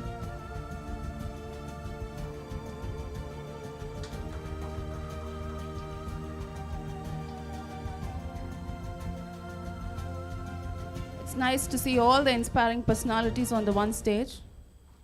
Finally, I invite Mr. Murli Krishnan Chintala, Director, Suva Foundation, Head of Operations, Tharamai Institute of Career Skills, Chennai, on industry experts over 35 years of IT experience, mentored hundreds of students in technical resources. I request our Director, Father Joe Anand, to present a memento, and Mr. Leo Levin, Manager, CG Communications, to present a gift as a token of love.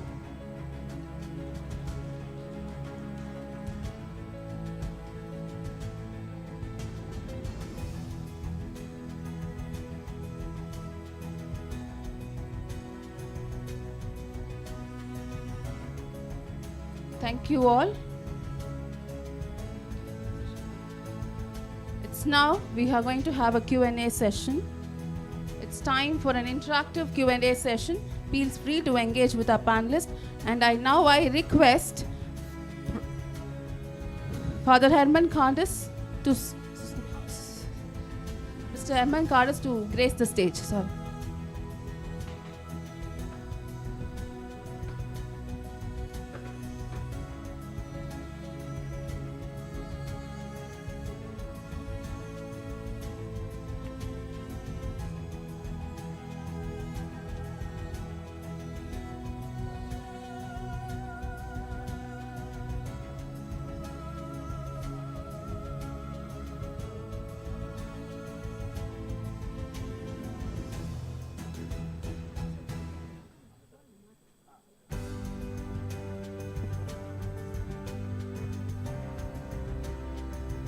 our next panelist, I would like to call upon Mr. Mark Sequeira, CEO of Maestro.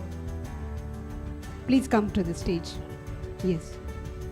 I request Father to honor him. Father.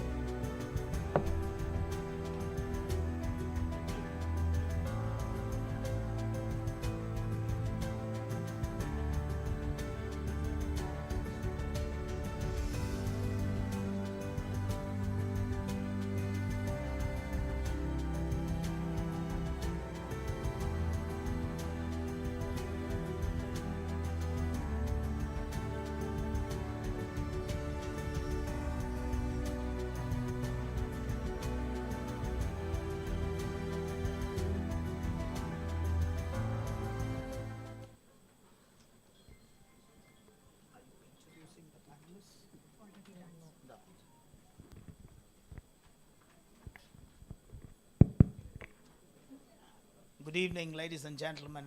I'm extremely happy to do this panel discussion. I'm very glad because the introduction of these panelists have already been done, and I was also introduced as Father Herman. I'm a father of a baby as well. This happens in our college as well. Thank you, madam, for such a spiritual introduction for me as well. We are starting the New Testament of transformation of excellence. So let me start with the first gentleman or the first book, Mr. Matthew. Mr. Matthew, I'm extremely happy that you are a placement and the director of DICE, Don Bosco Institute of Career Excellence, down over here. When it comes to transformation, what are the most effective career guidance strategies that help students make informed of their career choices? About half a dozen points I can think of. Before you start, Mr. Matthew, please restrict your answers. I request the panelists to restrict your answers to 2 minutes for one question. We would like to pose more questions. Okay, thank you. Please, carry on. Shall certainly adhere by the rules. Yeah. One is, at the outset, I feel that we should do a self-assessment or a career assessment of the students. Maybe tools like Myers-Briggs personality, 16 personality tests, or the Holland codes that are realistic, realistic, investigative, artistic, social, and conventional careers which are available. Mapping of these codes and the personality tests outcomes would be a very good direction to take the students to a transformation to excellence level, rather than going by the traditional methods of what parents say, peers say, and those kind of stuffs like that. And so it helps the student identify the strengths and build their careers on that. Okay. And also take inventory of their interests. By these tests also, you can come out, the outcome will be that you can take an inventory of their assets and then, make them reflect on their passions and whatever talents they inherently have, and to align it with their career and prospective job requirements. Also, you should look at career counseling, one-on-one counseling, mentoring. Colleges do have mentoring. In our colleges, we have mentoring programs. Every faculty is having about 25 students under this guidance. And we help the students to, identify his potential areas of strength and passion where he likes to drive his career. Okay. So that's mentoring also is a very important point. And industry exposure also is another important point, that during the IVs, industrial visits we make them have informational interviews with the industrial experts. Okay. So that they give insights into them, what is the career path they can look up to in that industry, in that role which they are thinking of. And in colleges and higher education institutions, we should conduct career fairs, job fairs. We don't say job fairs, let us say career fairs. Okay. So because career fairs means it's more of a higher end approach than a mundane. Sorry to interrupt you. Yes, Do you sir. also talk to parents, call up parents and discuss? Because Yes. some students have difficulty when they want to choose something. Their parents refute it strongly. So do you have a chance to even talk to parents as well? Very true, Mr. Herman. While doing the mentorship programs, we do reach out to the parents, especially when we see some obstacles of communication barriers between the student and the parent. Okay. There will be many cases where the parents' aspirations are far tall than what the student can deliver. Okay. So the delivery and expectation mismatch will be a serious point of discomfort between the parents and could lead to destructive behavior. Okay. So I got it. I got it, sir. Thank you so much. After the book of Matthew, it's the book of Mark. So let's go to Mr. Mark on the other side. Mr. Mark, you've been a great expert for transformational leadership. Every time I think of you, I think of transformational leadership. What is transformation for excellence? What does it mean in the practical terms for today's corporate industry? Transformation for excellence. What does it mean according to you? Professor Herman, thank you so much for having me on this panel. It's an honor to be sitting here with all of you. Before I get to the question, you started with Matthew, Mark. Is there a Luke and a John as well? The Luke is not in the panel, but there was a John who was invited. Unfortunately, he's sick and he's not able to come. Mr. Daniel John, who was in the panelists, is not able to make it. I apologize on behalf of him as well. If you look, you will find Luke. Yeah. Any Lukes here before we start? Any Lukes here? You need to look up. Thank you. Professor, back to your question. Yes. You want to know what is transformation for excellence with regard to corporates. Okay. All right. Somewhere during the presentation of Don Bosco Vazhikaatti's video, I noticed their modus operandi is called FIT. Okay. I heard it is formation, information, and transformation. Am I right, Father Joannan? Yeah, formation, information, and transformation. If you look at those words very closely, it starts with formation. Okay. It ends with transformation. And in between, we have something known as information. Okay. Now, in today's media-driven world, where information is available at a person's fingertip, the question that we need to know or we need to ask ourselves is, are we gathering the right information? Okay. I remember a caption, if I'm not mistaken, I think it is Accenture. Accenture came up with this caption saying that to take the right decision, you first need to have the right information. Okay. So in order to transform an organization from where it is to where it needs to be, you need to start by gathering the right information, assimilating it, analyzing what works, what doesn't work for your respective organization, and then go in depth into understanding whether an organization is strong in 3 parameters. Number 1, first and foremost, the first P I would say is people. People. The people right from the top of the pyramid to the bottom of the pyramid needs to be in harmony with the vision and the mission of the organization. It's not just something that has to be there, on the notice board or a placard as you enter an office. It should be lived and practiced daily by every single member of an organization. So the vision has to be very clear. Okay. That's the first thing. So people have got to buy into that vision. The first and foremost thing is the people. Because the moment people buy into the vision, then you have something known as a shared vision. It doesn't become a vision of an organization. That will lead them to probably strive for common goals, which is what will take an organization forward. So the first thing is the people. You hire for attitude, train for skill. Look for the right people. And that's where FIT works very well. The second P is systems, actually systems, but for the purpose of just naming it 3 Ps, I call it processes. Okay. Every organization or institution has to have a certain set systems in place. It has to be systemic. Okay. Your processes have got to be system driven. Okay. Doesn't matter who comes into the system or not, who leaves the system or not. There are times where we have noticed where organizations can collapse or deliverables can collapse if somebody leaves or somebody is on leave. That will be taken care of if an organization is process driven. and the third P. Now, whether you're into products or you're into services, or you're into both products and services, your excellence in creating and delivering your products and services has to be top-notch. So if an organization needs to transform itself from where it is to where it needs to be, you need to have the 3 Ps in place. Okay. That's it, Professor. Amazing. Give him a big round of applause. Since you spoke about the 3 Ps and you highlighted about the attitude, right? I would like to pose a question to Mr. Jambalingam. What role does attitude play in upskilling for excellence, and how do your employees overcome resistance to change and self-employment? Ladies and gentlemen, kindly note he's from Adayar Anandabam.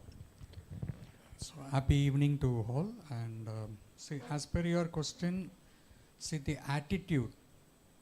So especially in the industry where we are into the customer service. Okay. So especially we are facing the customer, and customer is our God, and that is the attitude it is going to be given. So only if the customer is satisfied, then everything has been fulfilled. Okay. So in that case, the transformation, how it has to be done is, the upskilling of that particular employee should be given at the most important way. Okay. So not only the attitude, so the employee should ask himself first of all. So asking himself how he has to be. So the attitude has to be developed with the skill and the knowledge. Okay. So that is the asking position where he has to go. In that case, the upskilling is little bit of training has to be developed in his career. Okay. So the training also has been a very big part and role on the attitude building, because nowadays, as a lot of people were talking in the initial their keynotes, and Sir was talking in the presidential address, that the person's knowledge is only with the technology. Okay. So even the company is being developed with the technology. Now all the system has to be adopted. In that case, the attitude has to be developed in the system knowledge also. Okay. Not only on the skilling knowledge, on the system. Okay. How the knowledge has to be developed, and the continuous process has to be given. And with that only, the attitude and the proactive, everything will be developed through that employee. Okay. And the sustainability will come, and we call it as an attrition. So normally we have the very major problem on the attrition problem, where the attitude plays a major role, and I think some person was telling about the human skills. Okay. Father Rajkumar. That Dr. Father Rajkumar was telling it. So in that case, the human skills in the life skills pattern, it has to be developed, and then it has to be given to the people to overcome the attitude and be in the safer position to have a transformation of excellence on their particular work area. As well. So that is the major point. So the upskilling is very much required on this particular attitude building. Thank you. So they have to know the skilling and knowledge. Very beautifully put.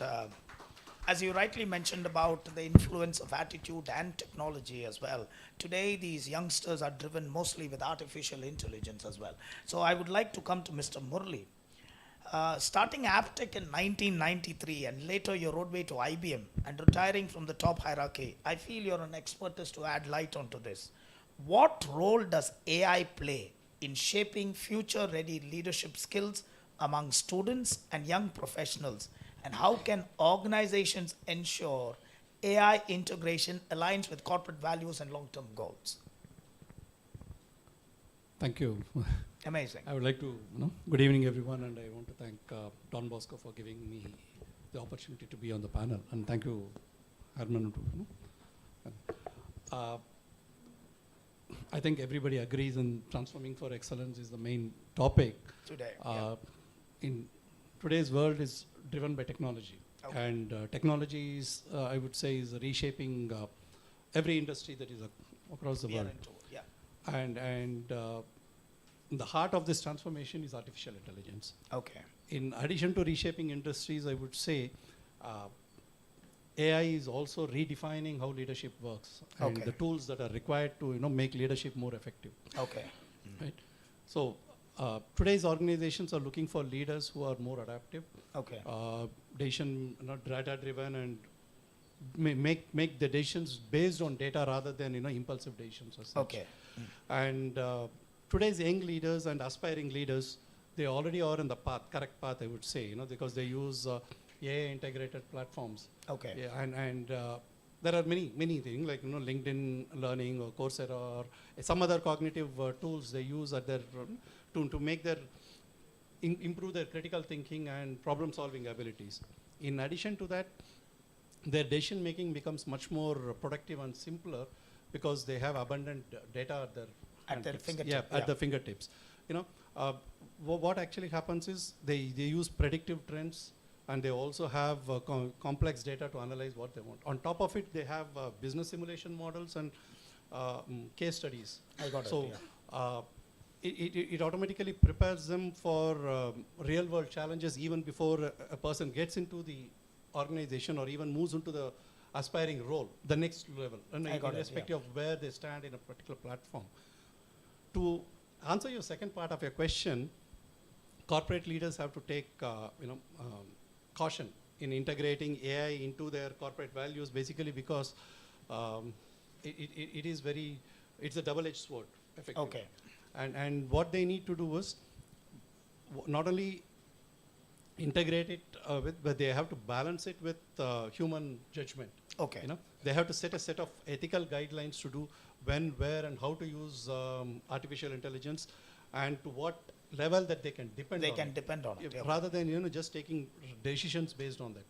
Because at the end of it, it has to be used with purpose and wisdom, and that it so that without compromising on their core values, strategies, or even the organization's vision, to drive them forward, to make an impactful growth as well. Good, beautifully explained as well. I would like to move to Dr. Gopi, the principal of JHA Agarsen Arts and Science College. As Mr. Murali rightly pointed out, these youngsters have so much of information in their fingertips, and they are really prepared for the next role which they have to play much better than the students earlier, 20 or 25 years ago. What new initiatives have you introduced to improve student employability in your college, sir? Good afternoon to one and all. I am Dr. Gopi, JH Agarsen College, Madhavaram principal. It is a college in North Chennai. So we are getting only the students from North Chennai. Okay. North Chennai. They are also first generation students actually. Oh, that's first amazing. generation students. Give them a big round of applause. Yes. So I am sitting with the people. They are having a very good background and with very good knowledge and very good experience. Among these people, I may be the smallest person actually, smallest person. But I am attending this program to give a speech and involve all the members, company HRs and all. One social responsibility everyone is having. We should not focus only the creamy people. Okay. We have to give the lower level people also. We have to concentrate the lower level people also. Okay. So in our college, most of 80% of students' parents are auto drivers. Okay. They are carpenters. Very nice. The first single parents, like that only they are their parents. So it is life food for food only they are searching actually. Food only they are searching for job actually. Okay. Not for anything actually. For buying iPhone or car. They need Basic jobs, needs. basic expenses, needs, basic needs only they are searching for jobs. So many we started placements 7 years back. I joined in this college 7 years back. I have 21 years experience and 12 years of corporate experience actually. Okay. So we have given we started to give training, placement training, soft skill training. Okay. So in this juncture I have to thank Bosco Vazhikaatti. Okay. They have not received a single paisa from our institution. A big round of applause, please. Single paisa from our institution. Free of cost, they have given 6 years of training, placement training. They placed more than 300 students in companies salary ranging from 15,000 to 20,000.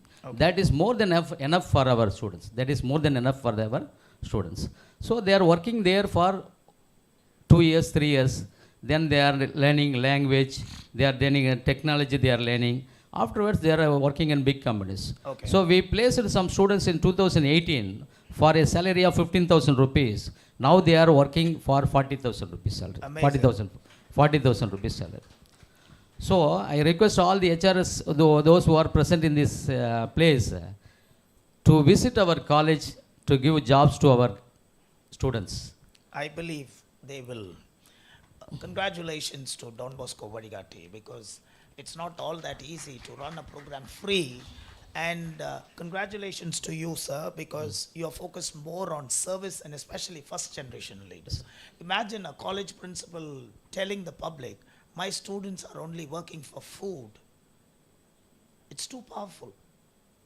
I still remember Mother Teresa basically giving one slice of bread to a hungry child, and this child does not eat the bread. Mother says, eat, I've given you the bread. No, she says, no, no, no.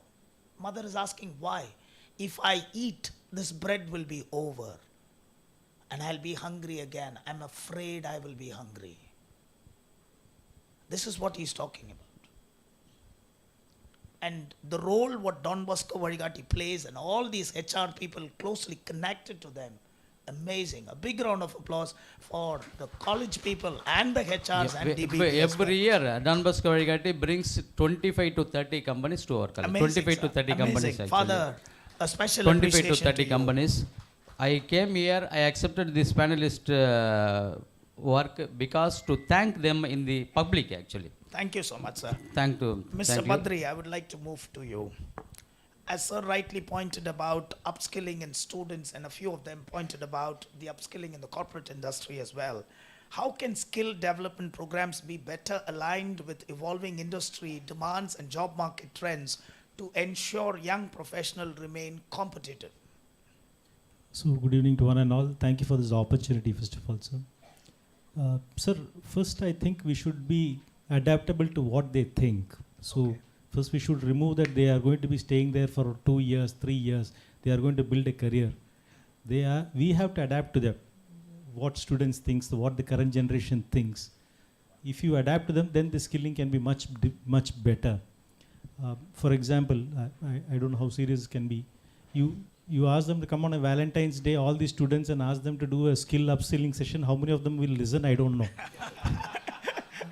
I'm not sure.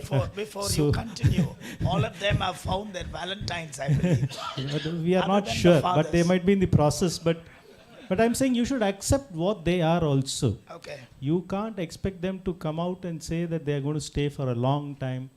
Sir, in current trend, I think you know, a video if you play greater than 90 seconds, nobody is willing to see. Okay. You are also like that. So you adapt to them saying that yes, that is good enough. So you allow them to be what they are. Why have they dressed properly, come here, taken for a participation here? Because at the end of the show, in front of the banner, they want to take a selfie and put it on the DP. Okay. Correct? Correct? So if you give them that prominence of what they want to achieve for that short term, it's absolutely fine. Okay, sir. If they are there if attrition will happen, because they are willing to stay only for 9 months, 1 year, 9 months. Okay.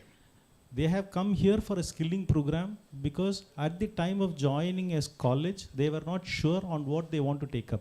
Okay, sir. Either they had finished their 12th, their parents told us this is the scores which I wanted to take, this is what I can afford to, they go and take it. Okay.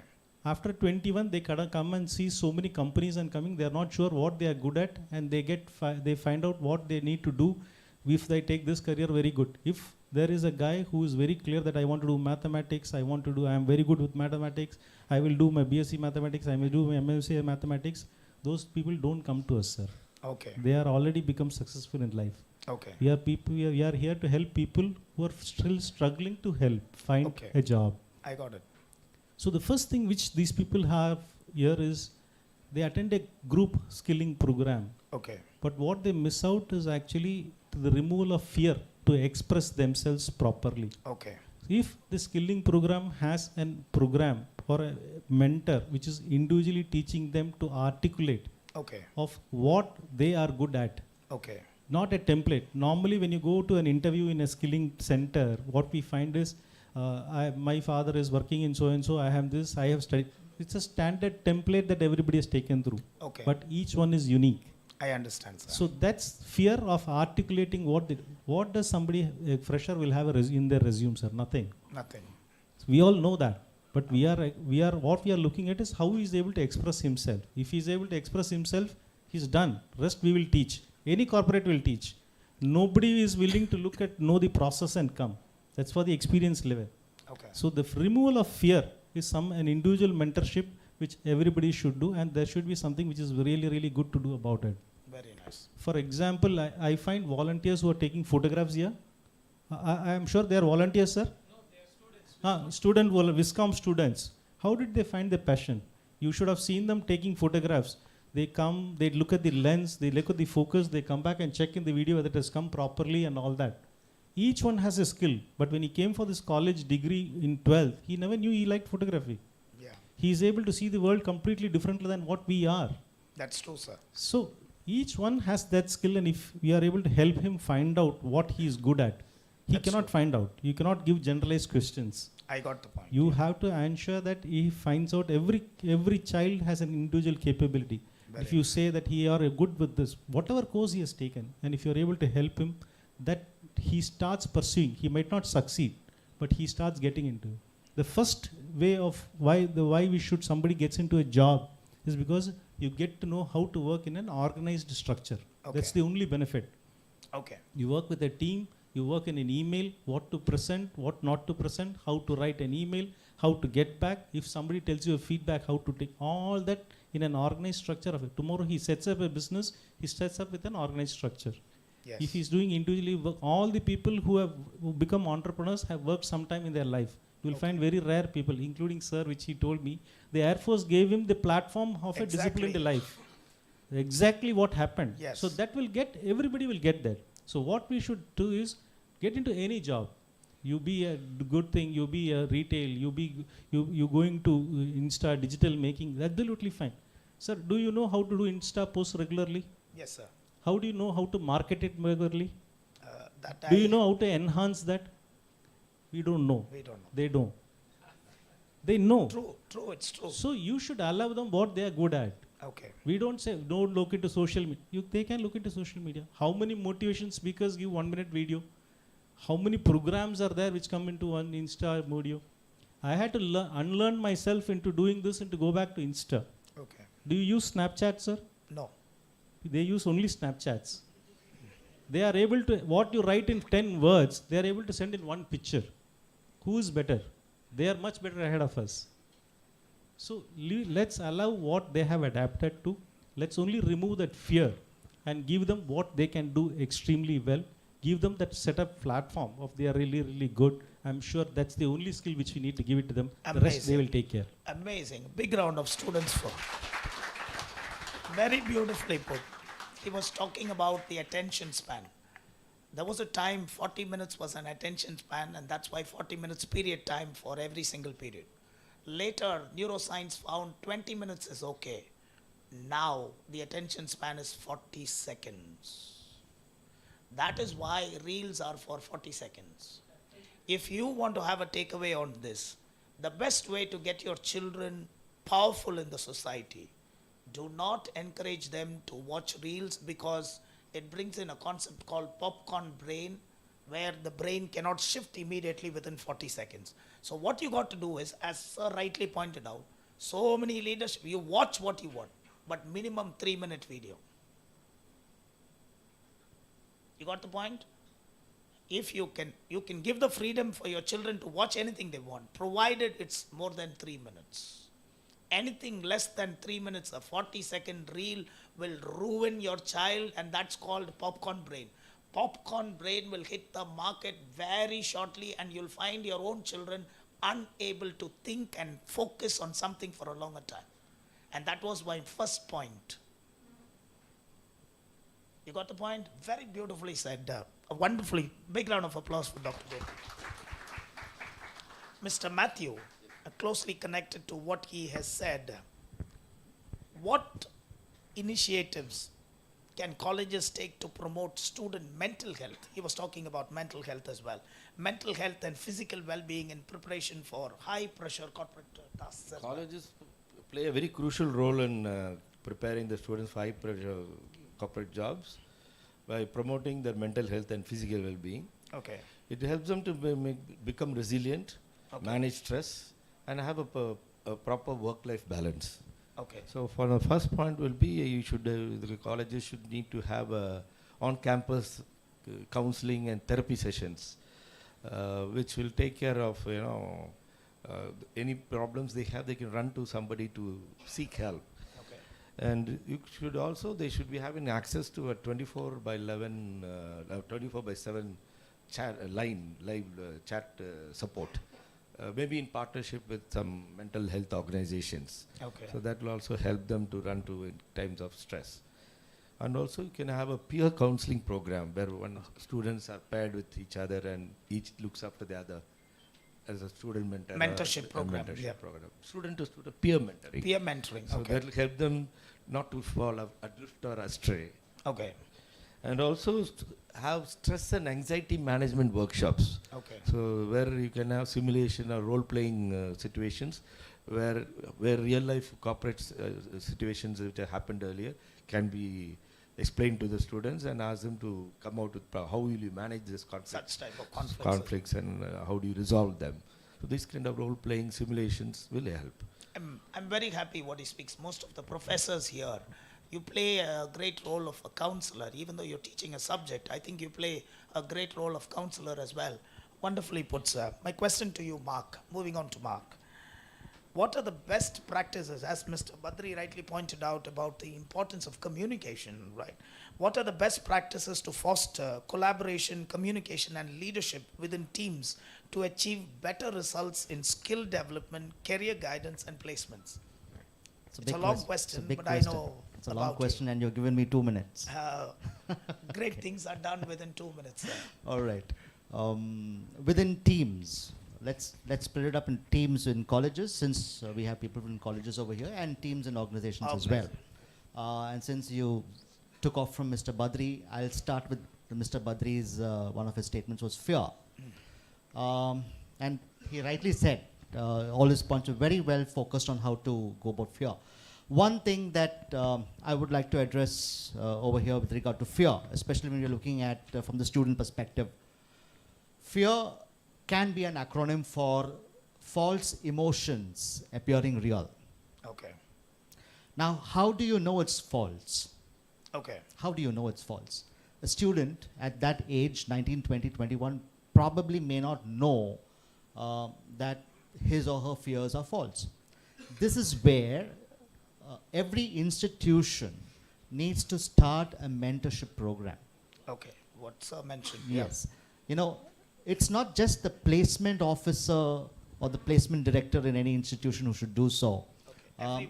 It is the responsibility of everyone in the institution. They should mentor them, like how you mentor your own children. Okay. All right, so that's very, very important, because without that kind of, see, in organizations we have a buddy policy. Okay. All right, you always assign a fresher to a buddy.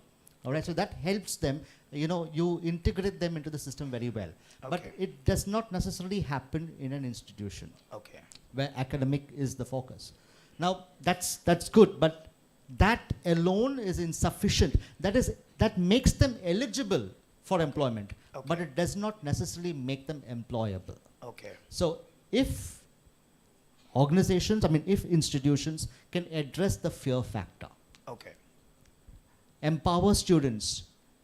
A child is never afraid. You take a child 3 years, 4 years, 5 years, he or she is never afraid. Very much but the true. fear sets in somewhere in their, their tweens, and then they go into their teens.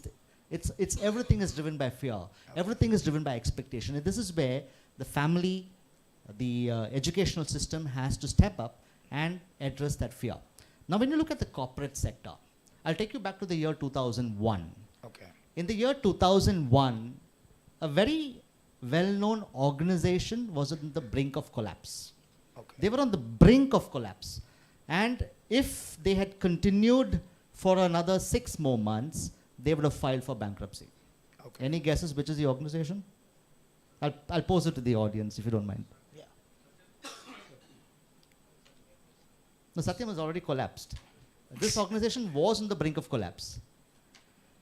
And the CEO of that organization, he spent what you call that in one of your slides, he took some time off, he rewrote his vision, and he came up with a caption, 1,000 songs in your pocket, because he had already created a product which will give you 1,000 songs in your pocket in the year 2001. And that was the birth of the iPod. The organization I'm talking about is Apple.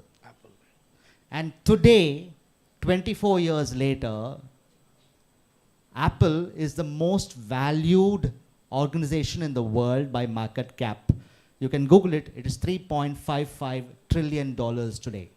Microsoft is $3.01 trillion at number 2. Apple is number 1. It all starts with a person at the top having the vision and getting everybody to buy into that vision. And that's how things are transformed. Rightly said. I don't know how many of you watched that iPod which was released by Steve Jobs. He redefined it by the term with the pocket, and he placed it on his jean pocket in that small pocket. He pulled it out from that. He redefined that very beautifully, making it very different as well. Very beautifully said, sir. As Mark and Mr. Gopi was talking about fear, how do you remove fear in your students, in your employees, or in your children? Very simple. There are certain neuroscientific hacks to really do this. As I mentioned very clearly earlier, your brain fears to do something new. If you can teach your children to visualize what they are doing, the brain gets adapted, and it does. You can trick your brain. I'll give you an example. Suppose your left hand is very itchy. You look into the mirror and you scratch your right hand, your left hand itch will stop. That's called the placebo effect. Now, when the brain literally watches that, it thinks the itching is done. So it's over. So whatever it has to do, the healing will take place. So if you can teach your students and your employees to visualize and go through the process, then that fear can be automatically, scientifically pulled out. Very beautifully said, Mr. Mark. Very beautiful. Mr. Jambulingham, I come to you. Because it's all about skill, I come to you. How can organizations effectively identify and bridge skill gaps to align with the evolving industry demands, and what role does continuous learning play in transformation? Okay, so in this I will take the information what Badri has given. Okay. So Badri is the highlight today. Yes.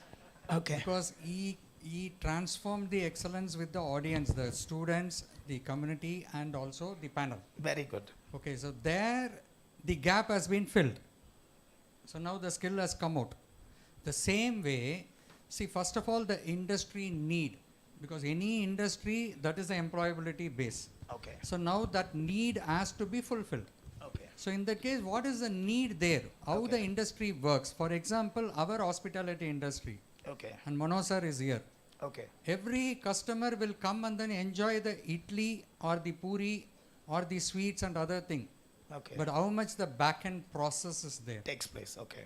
How much of departments are working in that? Starting from the logistics, securities, everywhere. So everywhere it is a point gap. And even he has given a space for food which has been brought outside and then eating. So that also it is having a unique concept. Yes. So the gap has to be filled. The customer has to get satisfied. In that case, the customer, the industry, and the employee. So 3 roles are there. Everywhere, any industry, if you take, these are all the 3 roles where the gap study has to be done. Okay. See, for example, principal was saying that every time Vazhikaatti is giving 300 people opportunity of employability every year. Okay. But they are into the internship, they are into the OJT.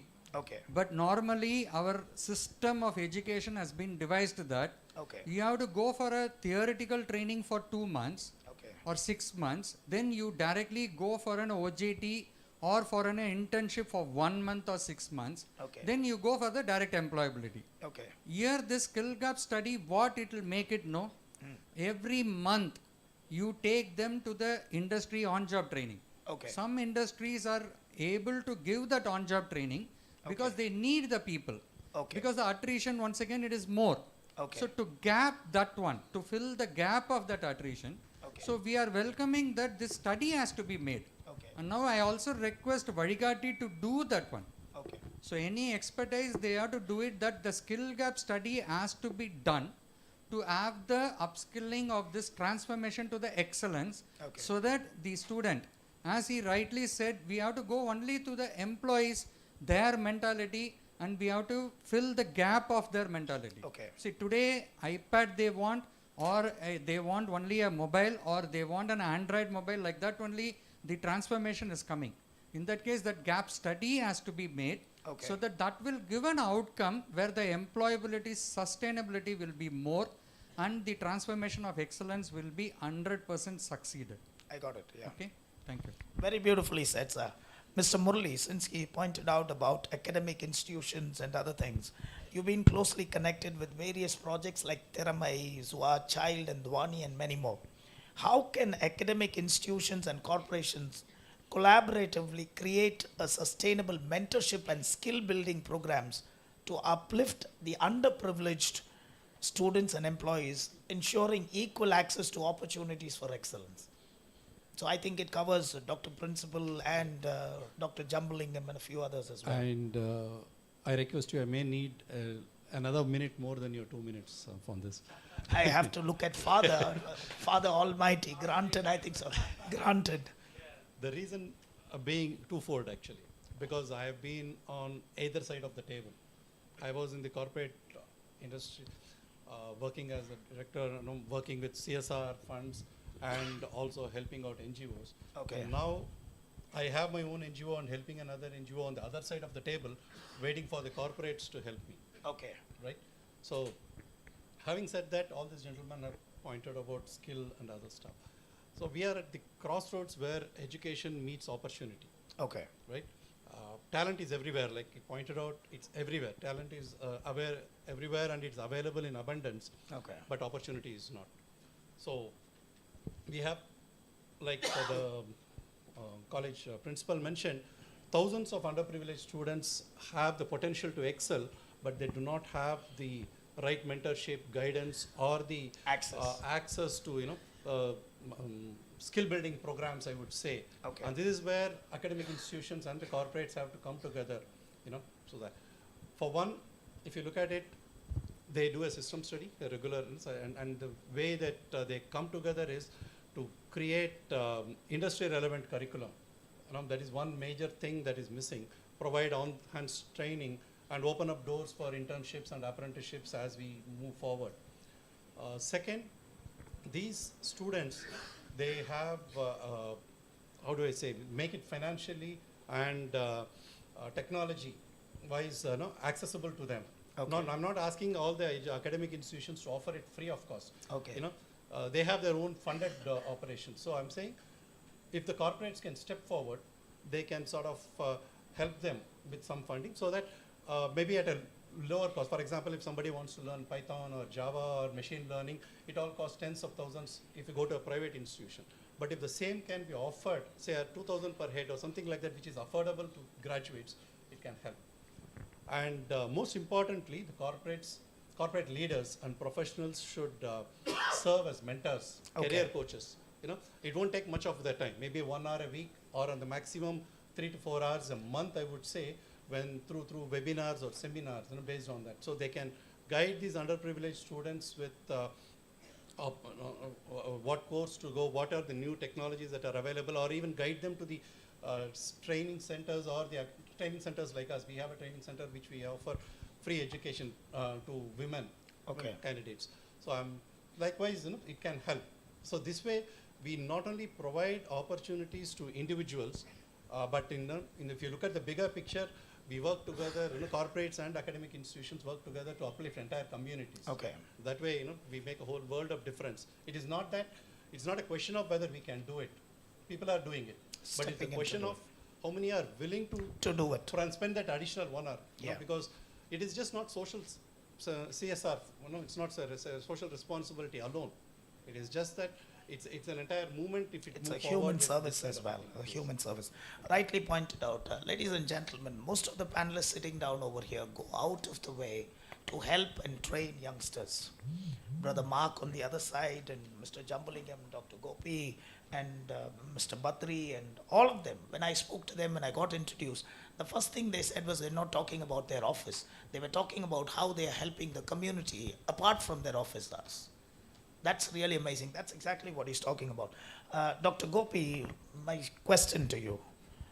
All of them are talking about upskilling with colleges and other things. Like, what steps can colleges take to align academic programs to evolving workplace requirements? Academic program is concerned, sir.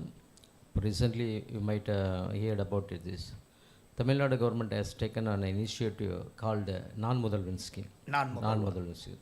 In that scheme, apart from academics, training is given to students actually. Practical training is given. For example, for commerce students, they are giving CST, GST and Tally they are teaching actually. For computer students, Python is given actually. So after 3 years, 4 years, after the next batch, for example, they will come with some skills actually. So free of cost it is given actually, free of cost. So we have to thank Tamil Nadu government for this initiative. So like our colleges, those who cannot spend more for students actually, because our college fees is also less actually. In our college, free breakfast is given to students actually. Free breakfast. That's amazing. Free breakfast is given to students actually. So those who are willing, that they can give, they can come and take a breakfast. So colleges, to some extent, they are helping the students. So they cannot spend for courses and all. So now government is offering free courses. Now students are taking training. In the first year, all the semester they are going for non-Mudalvan training. Each semester they are having one paper actually. So that is it. So as placement officers, our college placement officers around this area, they are searching companies and they are taking the requirement of the companies actually. List we are taking. For example, what is the requirement of the industry? So for that requirement we are making our students, we are giving training actually. So whatever free of cost or some lesser cost available coaching is given to students actually. After taking, we can able to, every year we are getting 400 to 400 students actually, final year. So out of 400 students, almost 300 students we are placing every year actually, every 300 people. But the salary is less only. Not a problem. 15,000 to 25,000 rupees.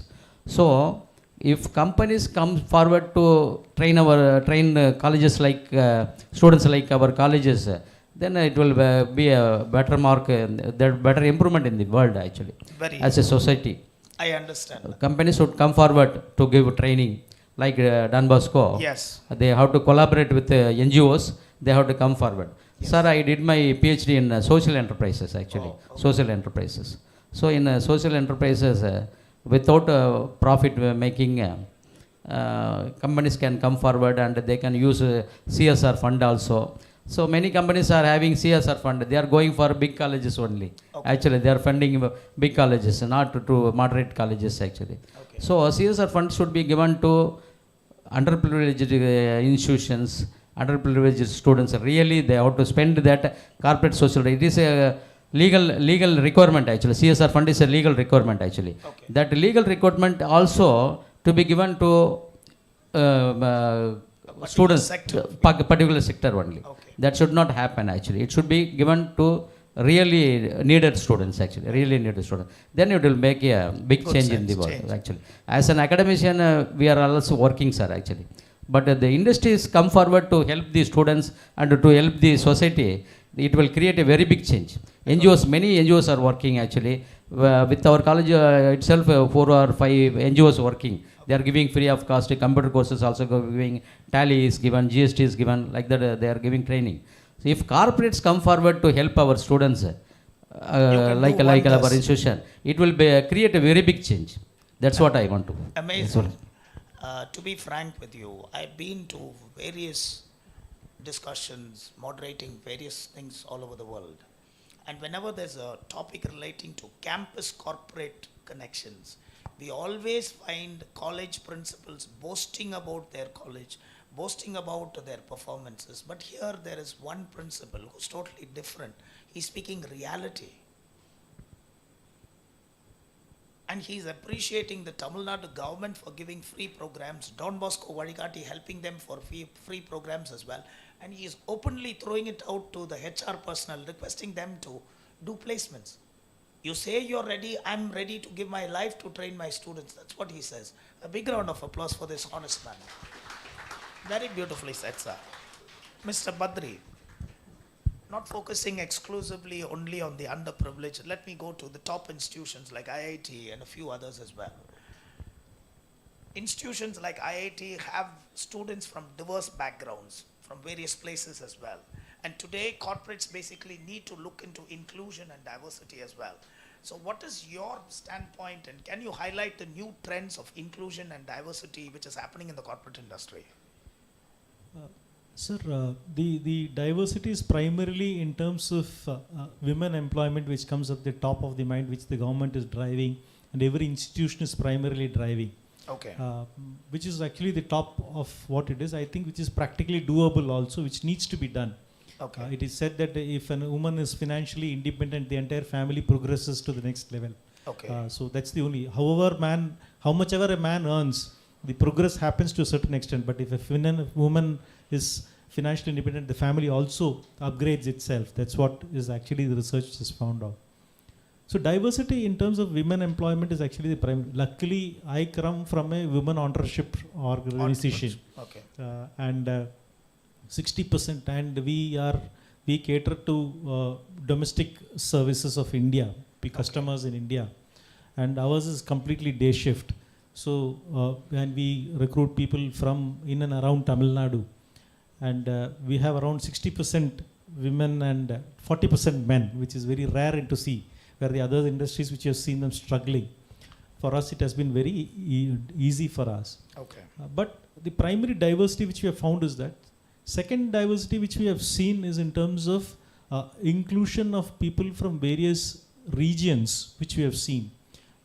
Today we are if you try to employ a guy from Chennai, we see his salary requirements at the initial stage itself is 25,000 rupees. Okay. We are very small company, conservative. We don't pay starting off with 25,000 initially until he's already has a preempted skill.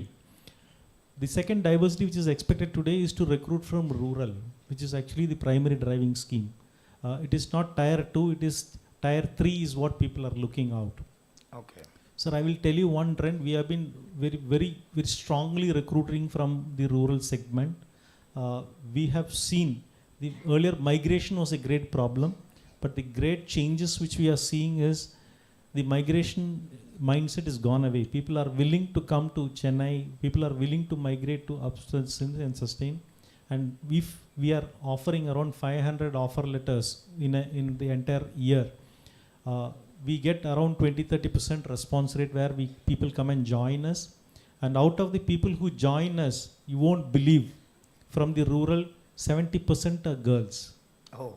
Which is actually coming and joining us. I don't know whether you all know a company called Foxconn. They employ only women. Okay. You know what? They provide 20,000 rupees, 17,000 rupees salary straight. They provide food, accommodation. You know how they sell themselves? They come to should go to their campus recruitments. They go up and say, anybody who wants a job, please raise your hand. Anybody willing to change? Yes, please raise your hand. How many of you? 300 people. All of you are employed. Oh. The only way of rejection is you should not have clips in your mouth. Okay. Dental clips are not allowed. Rest everybody is employable. Okay. So the opportunity is still available, sir. The market. Why do companies come to all these colleges? Because this is where you get a group of people together. Okay. We are also in need. Why do all companies come here? Because we need people. Okay. Everybody is desperate for people. Okay. There is no requirement. You can come, we are willing to take it. At the same time, these kids also need to go, they are sitting in one place and getting everything at one shot. Okay. So the only thing which we need to look out is if they are able to make it saying that I can choose out of 25, I'll take this, then it makes it much easier for them also. Diversity is two perspectives, sir. If you recruit from more rural to bring more people inside into the system, and women empowerment or women recruitment or women job employment is actually the biggest diversity you can make a changes to. But they are all short term, sustainable, but the short term should be acceptable for the employer also. That's the biggest thing. But it will work for us. If you have that acceptance mentality saying that this person is going to stay for 2 years and after that she's going to move somewhere else, then it's absolutely fine with the organization. We have gone that acceptation around 20 years back and we are still absolutely fine doing that. Amazing, sir. Very beautifully said. I should also bring Mr. Murli into the picture. Mr. Murli is also training transgenders, if I've not believed. Who was the one? He's training transgenders. That's one of the best levels. Yeah, he deserves a clap as well. The best way is to bring in inclusion as well. Congratulations. We are running short of time. Father has got his smile on his face only when I said we are running short of his time. I throw questions, I open it to the floor. Audience can raise their hand and pose a question. Any panel, if you want to directly pose it to any panel, not a problem. Or any of the panelists can pitch in and answer the question. Any questions from the audience? Madam? Any questions? One madam is raising her hand and scratching her head like this. Yeah.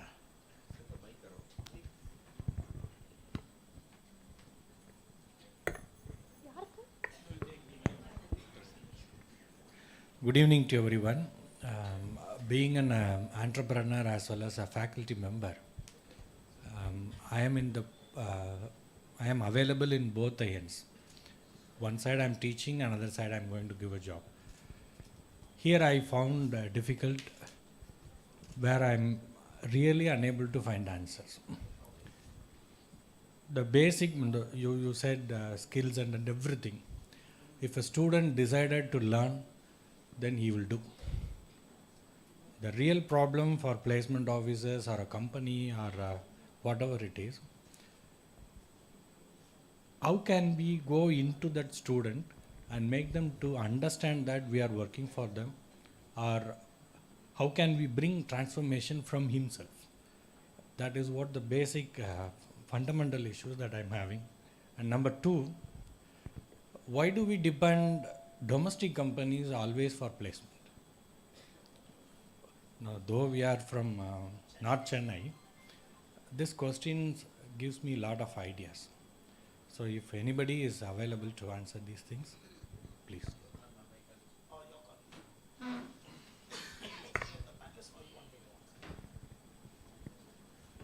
Sir, there are two things which the transformation from himself is going to be a very, it's a very rare thing for a young guy who is not very clear on what to do. All these guys have come to a skill training program or skill training institute because they are not very clear on what they are doing. What we can do, what the skill training environment does, is to create an environment, create a system around him saying that these are all things which are available for you and you can choose. And once he gets into that, then the transformation starts happening. For him to realize there is always that 10% who excel, who knows what he wants to do, transform themselves, find what they want and get it done. What we are talking about is the remaining 90% where they are not able to find themselves. And that's where the skill training program comes into help. That is why these Vazhikaatti programs are a bridge between the employer and the student, which they come. So there are students who come. Out of that, around 30-40% goes for higher studies. There are another 30% who are very good, they know what to do, they go for something which they are very clear about. The remaining 30-40%, they don't know what to do, which comes to the skill center, which is actually being held, which is being helped with a set of environment. To answer your second question in terms of why international companies are not coming or you are not getting non-domestic companies, I think domestic you meant Chennai related companies. Sir, the fear of migration of people. For a 15,000 rupees salary, how can somebody survive in Trichy or Madurai? It's a mindset created by people who have already been, we find that in a lot of institutions by the placement officer themselves. Yeah. placement officers, professors, or faculty or employees, how can somebody survive in 15,000 rupees? I don't know how far people have traveled. There are people who survive with 5,000 rupees, 10,000 rupees in Chennai, who migrate and then survive. Yeah. So that's the education which we, how to survive in Chennai in 10,000 rupees. I don't know, we don't develop that skill at all. Yes. How many have traveled abroad? I don't know how many of this crowd has traveled to 99-kilometer shop beyond 50 kilometers from Chennai. It will be only 5 to 10%. Yes. Remaining 95% has not crossed 50 kilometers on their own. How do you expect them to migrate? What mindset have we given them to migrate? So exactly. Traveling is actually the greatest learning. The project we should give to a skill center is, please go to 99-kilometer coffee and come back and tell us what did you feel? What did you learn? You train, go by bus, train, Chengalpatti, anywhere you can go. Take a bike or something. Take a girlfriend also, it's fine. Beautifully answered, Mr. Gopi. I like Mr. Murli to add on to this as well. Yeah, just to add to what Badri was saying, the first half of your question is based on, there is something every individual has to do a bit of introspect, that self-awareness. That is where it eventually comes. What is his core values? Everybody has got a set of values and principles. So if you are searching for a job, or if you want to do a upskilling or a cross-skilling, when you look at it, just try to have a word with yourself and asking whether this path is going to lead me to the person that I want to become 5 years from now, 10 years. If that is there, then automatically there will not be any confusion left on the individual's mind. Yeah. Quickly coming back to the second part of the question, there are multinational companies that are willing to offer, but the candidate should be willing to get out of his comfort zone. Like for example, I've been trying for the last 6 months I have a tie-up with another organization where that organization is willing to take and train people. All they need is just spoken English, good communication skills. But it's a US-based company and it's a night shift job. They provide transport within a 25-kilometer radius for women, and starting salaries are in the 20 plus upwards and incentive based. So the opportunities are there. The person has to, night shift. And the moment they go, the reason why they stop taking boys is because one, they go out for too many chai and chuta breaks, that's gone. And second, within 3 to 6 months, it's a high attrition rate like Mark was saying. So yes, opportunities are there, people are not utilizing it fully. I just wanted those 2 points I wanted to do. To add on, I've been closely connected with NIT Trichy. The students of architecture, they don't choose their internship in India. Everyone in Bahrain, Dubai, all the other international architectural firms, it's the mindset which matters, as Mr. Gopi said. Mr. Badri said, if you can push in that mindset for your students to move further, they will. So I want to answer the second question. See, our industry, in my company, we are having 24 branches abroad.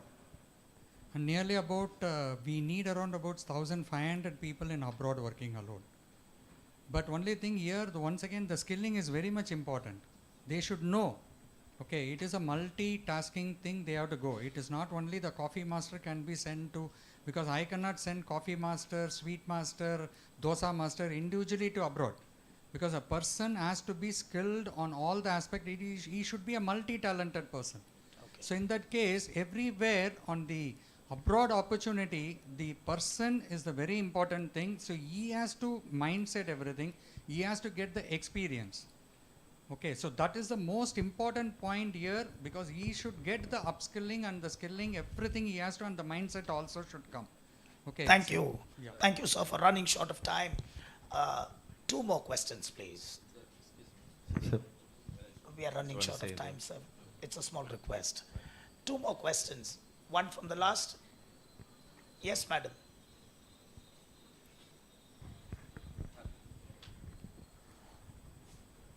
We have wonderful set of panelists. Everyone want to pitch in to answer. I appreciate that.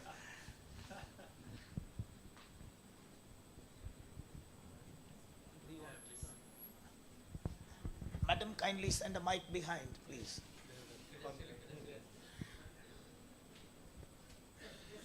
Yeah. Excuse me, sir. Hello.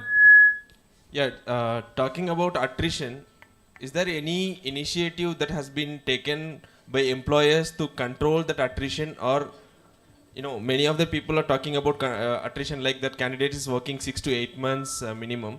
So is there any special initiatives that has been taken from the employer side to address this issue? I get it straight from you, sir.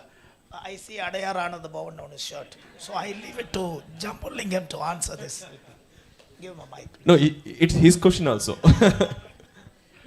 See, attrition, we are facing a very big problem. See, as once again I go to Badri, because it is only the rural youths, no? Because from the city youths we cannot. But the urban, always it is an urban area where the cost of living and other things, it is going higher. Okay. So we feel that the attrition has to be taken only through upskilling of a candidate or an employee. Without that, we cannot do it. And second thing, the government, whatever the program they are doing it on the any level of training, they nowadays they include around about say 20% of the soft skill, communication skill, language skill and the life skills. It is more important. And even now I think earlier and all in the colleges, if you go for any BA degree or BSc degree, any UG degree, only the domain knowledge will be given, not the non-domain knowledge. So now it is the category of the non-domain knowledge is very, very important. So that is the most valid point we'll be making, and it will reduce the attrition. So that is the point what we want to say. We all understand attrition is a topic itself for a panel discussion. I think he has rightly answered you. Thank you so much, sir. So you record if you want to answer from a different institution, I'll give it to you. I'm sorry, I'll take the time. Okay. Sir, I think attrition, if you think that he's going to stay beyond 1 year, then it's your mistake. Okay. And for especially in a hospitality industry, when you expect them at an entry level, where the job is not a white collar job, what is the fancy thing which you have done about giving him after 1 year? So if you make it the second after the 1 year, if you want him to do something, what is the prospect he sees after 1 year from you? Okay. You see, after 1 year, will you send him one of the abroad shops? Do you have a program like that? How fascinatingly you are marketing it to them will stop your attrition. That's the only way. Very beautifully said. Give him a big round of applause. One last question. My question is, what would you advise to young professionals who want to ensure that they are employable in future job markets? It's a nice question. The whole panel discussion was only about that as well. I think I'll face this.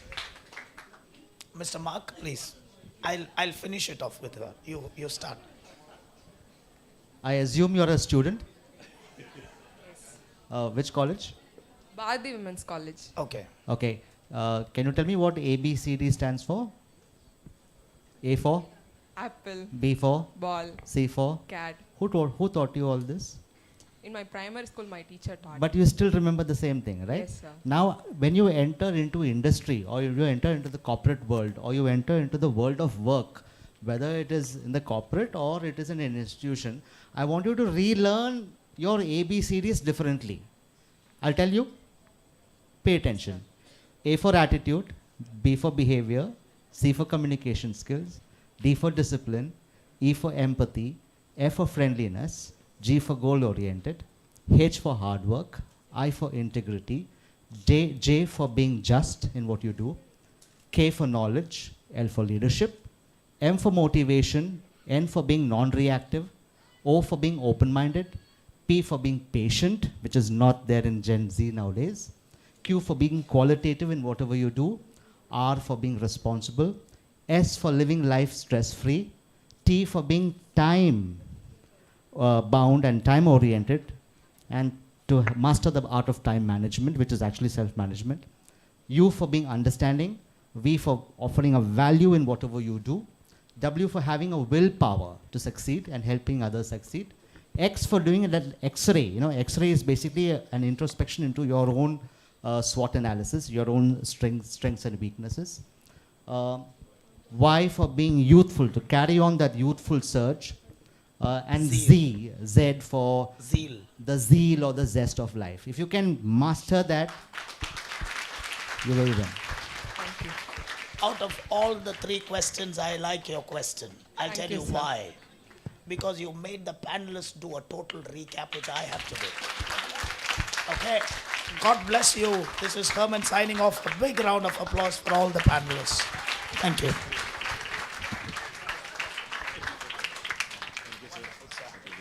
Wonderful. Wonderful. Thank you.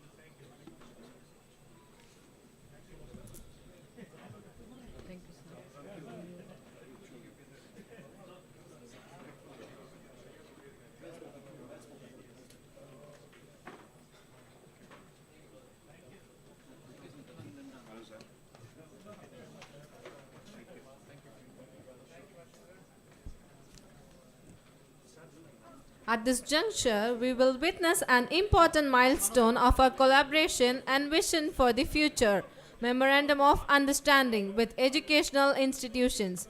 The MOU sharing is the establishment of a framework for collaboration between the organization and the partner organization to jointly deliver a soft skill training program and 21st century skills aimed at enhancing the personal and professional development of beneficiaries that ensure successful employment.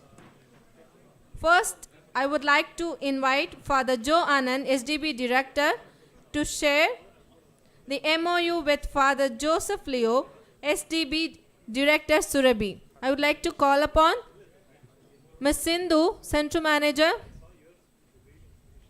and Mr. Dilip, Center Manager, Broadway.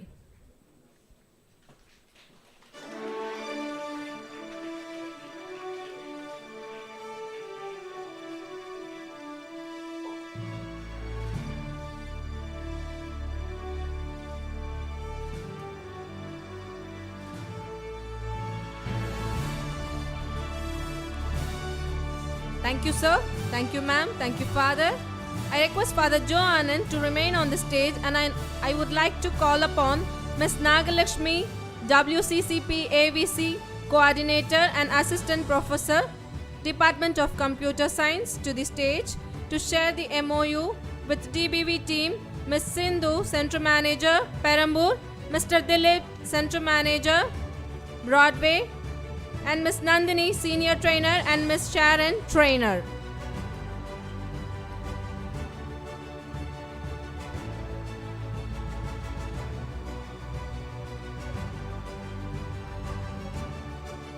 Thank you, Father. Thank you, ma'am. The next MOU follows with Father Joe Anand, SDB Director, and Mr. Murli Krishna Chintala, Suva Foundation, Head of Operations, Tiramai Institute of Career Skills, Chennai.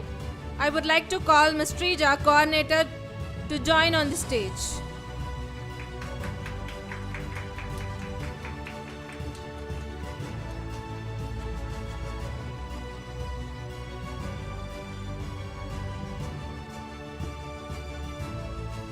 Thank you, Father. Thank you, sir. And thank you, ma'am.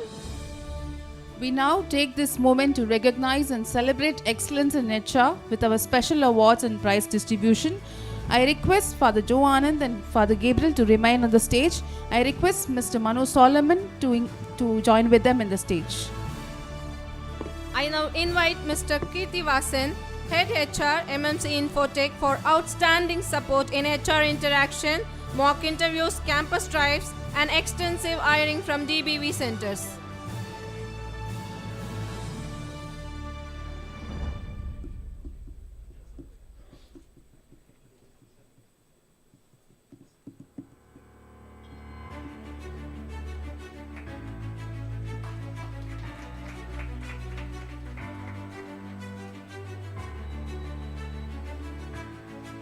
Thank you, sir.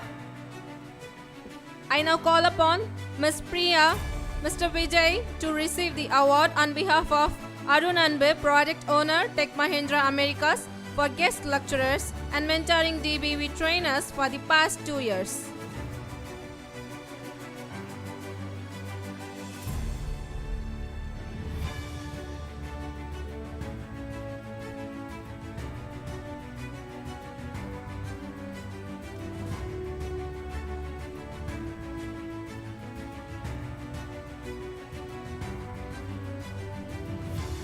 Kindly give them a big round of applause to join with them.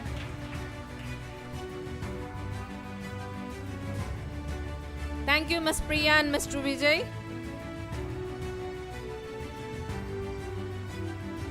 I now call upon Mr. Nyanaraj Tangadurai to the stage, who is mentoring and supporting the effective media handle launches. Please put your hands together to welcome our special awardees.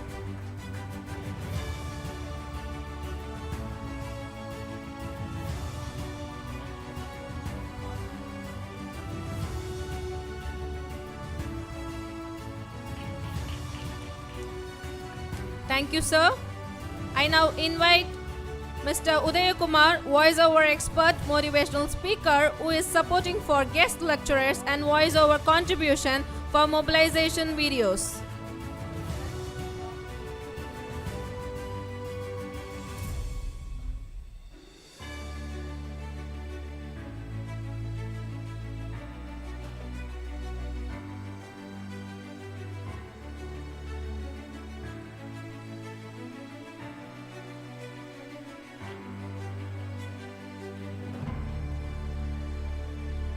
Thank you, sir.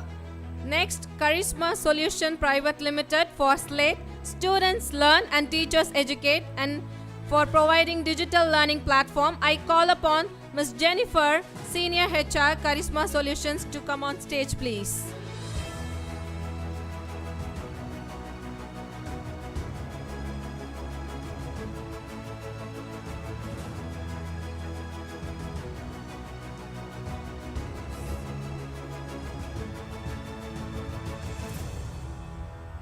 Thank you, ma'am. Next, Don Bosco Arts and Science College, Kilpauk, educational partner for HR Summits. I request Professor Matthews to receive the award. Annai Violet College, Ambattur, I request Ms. Nagalakshmi, WCCP Coordinator, AVC, Assistant Professor, Department of Computer Science, to receive the award for supporting women-centric training program, to receive the award.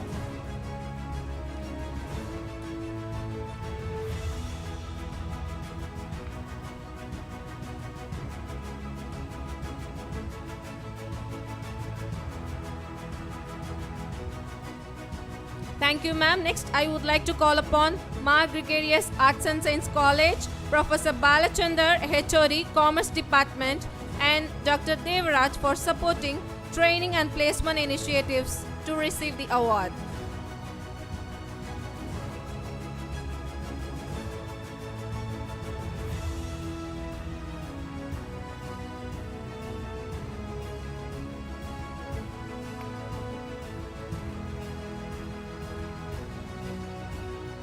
Thank you, sir. Bharati Women's College for support training and placement initiatives. I request a representative from Bharati Women's College to receive an award.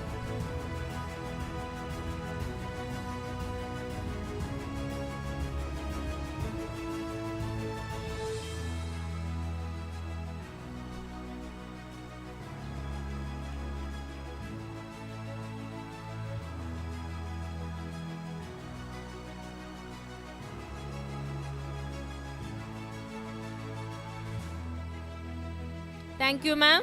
Guiding mentor and supportive partner, I request Father Joe Anand and Mr. Mano Solomon to present the award to Father Gabriel Karunaraj, SDB National Director, Don Bosco Job Placement Network.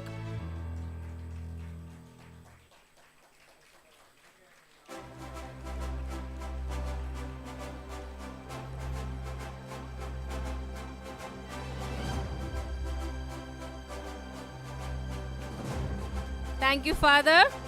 Top hiring companies, Star Health Insurance and Allied Services, Mr. Prabhu, for significant hiring efforts. Next, HDB Financial Services, Mr. Bhuvan, for significant hiring efforts.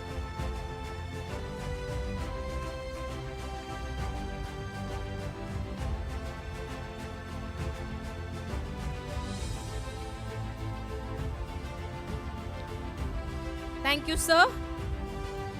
Mr. Gunashekar, Equitas Development Initiatives Trust, for job fair and job drive collaborations.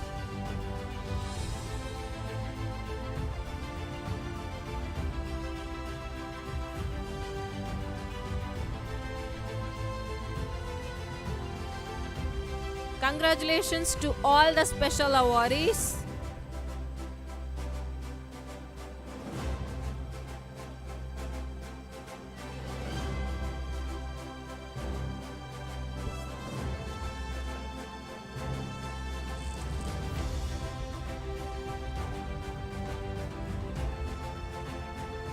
Now it's time to honor our HR participants.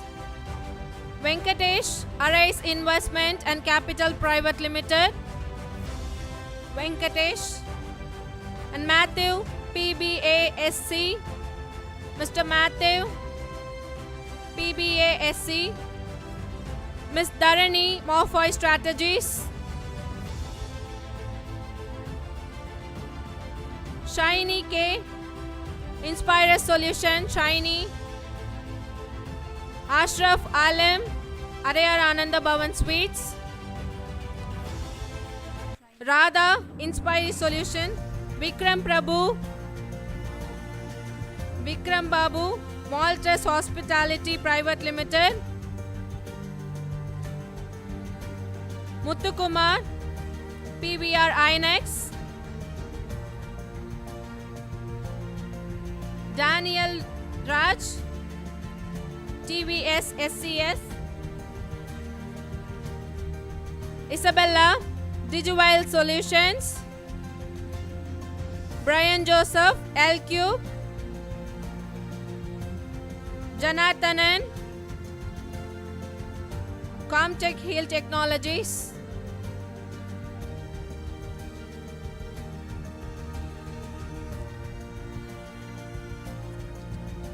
Stanley Parade, Stanley Parade Group. Sabrine, Busworks. Vasant, GI Group. Paul Augustine, Smart Private Limited. Paul Augustine Smart Calibri Private Limited. Sendil Kumar, TVS.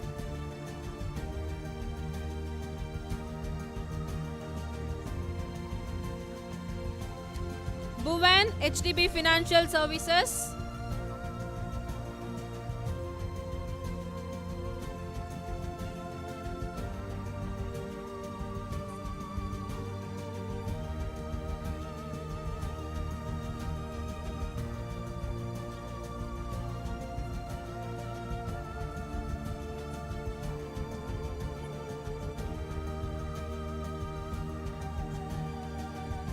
Aishwarya, YOLO Shri Technologies. Anushya, CIEL HR Services.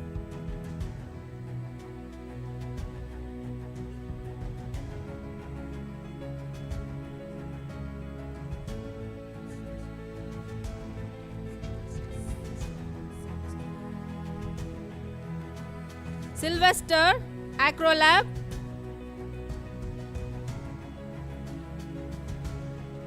Mr. Naveen, PVR INX.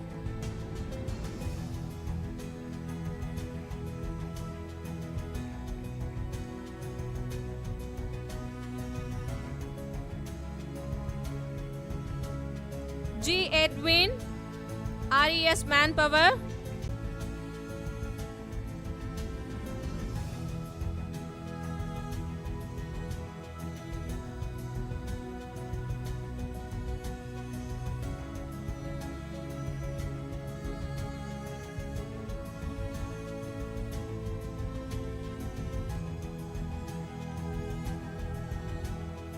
Kasturi Lakshmanan, Hakuna Matata Solutions.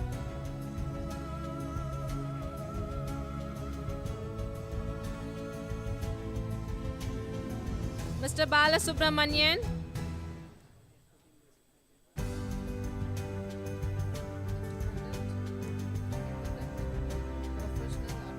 Independent Professional Advocate.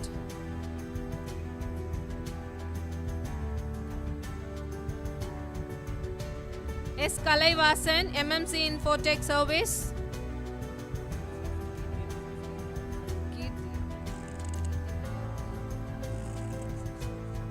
Shabi, Wilba Tech Private Limited.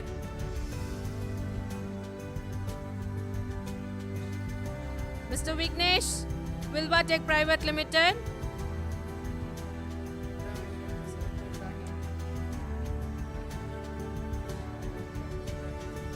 Ibrahim, Star Mobiles.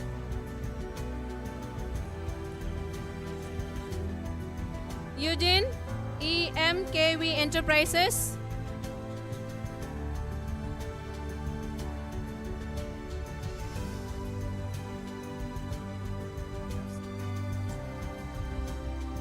Dia Caps Data.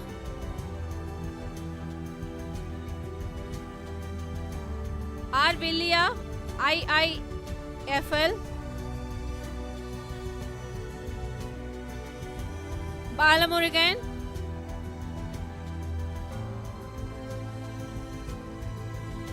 Sumati, Global Innovatives.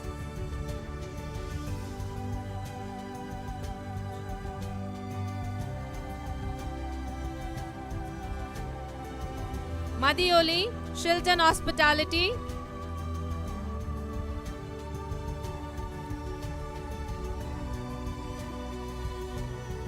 Madhuri, V5 Global.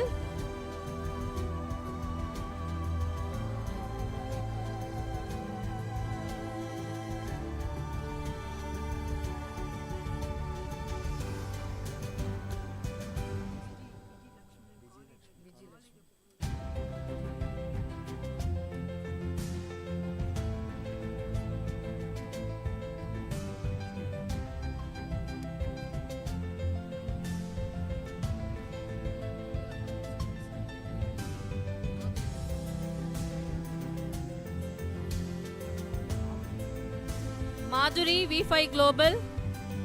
Ajay, V4 Solution.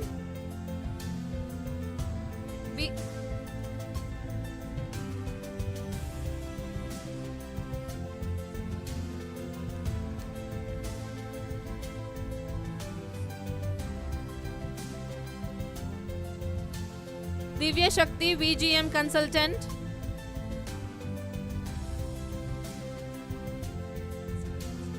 Jay Kumar, Cedar Business.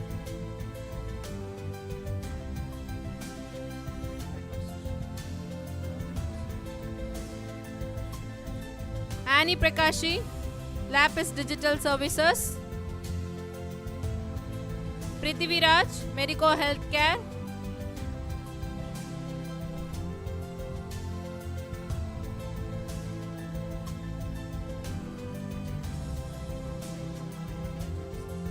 Maria James.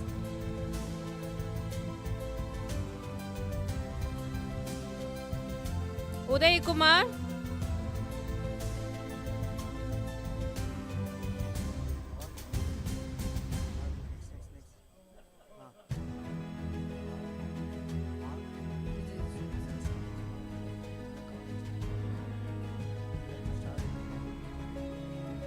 Prabhu Star Health Insurance, Saravanan SBI Life, Shahul Infocare, Satish Target Soft, Gunashekar Equitas, Mary Abraham, Stella Maris College,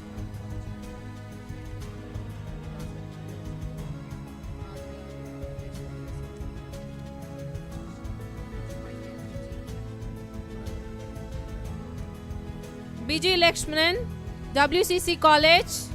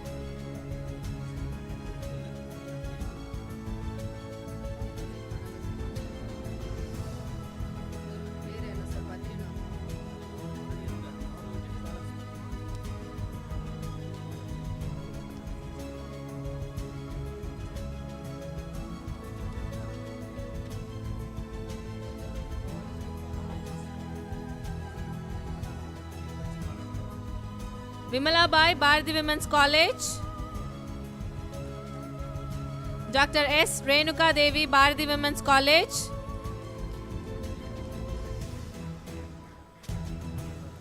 Dr. R. Anuradha Queen Mary's College,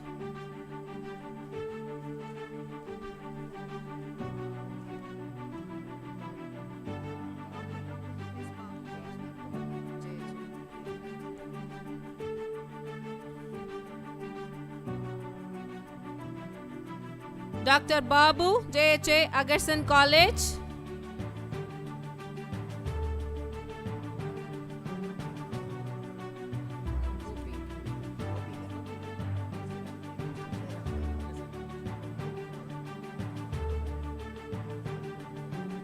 Jagan, Mr. Jagan JHA Agarson College,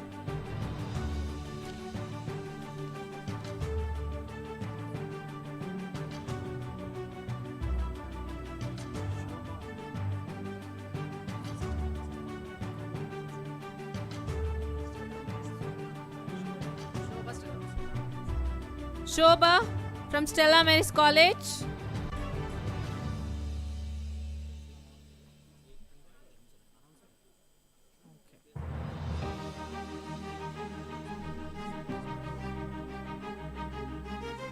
I request the HRs, those who didn't get awards, to please come forward.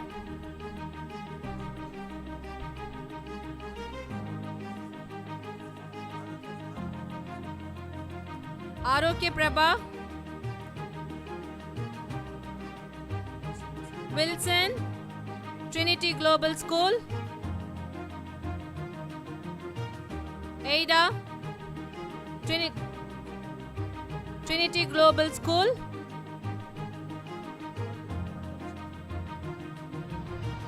Vivek Durai, Nirman Organization,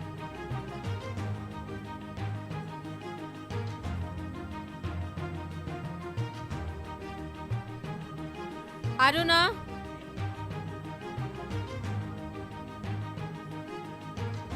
Nirman Organization Aruna,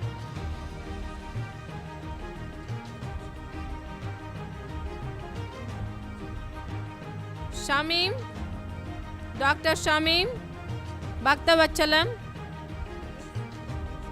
Dr. Shamim, Bhaktavachalam College, Dr. Grace, Bhaktavachalam College, Shirley, Root Trust. I request the companies, those who didn't receive award, to please come forward.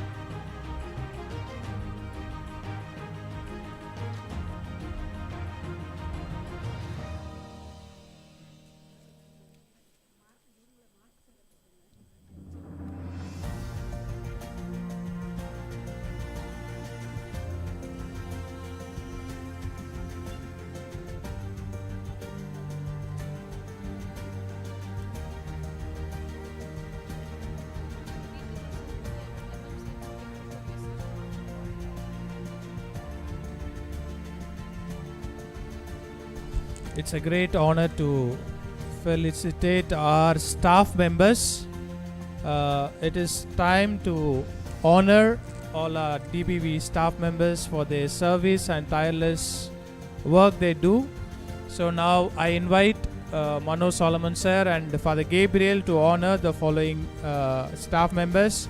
The senior most in our Vazhikaatti center is Ruben. Mr. Ruben, very silent and very punctual man who is always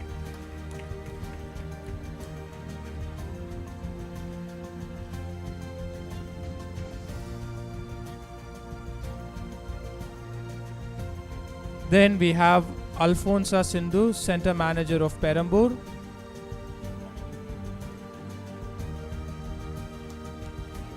Mohan Prem, Coordinator, Department of Career Guidance.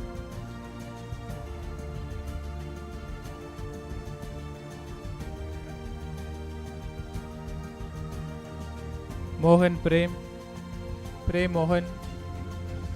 Levin.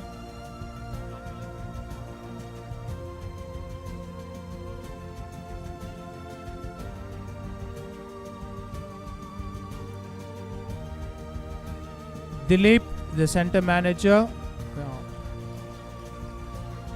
of Broadway. Leo Levin, Manager of Learning and Development.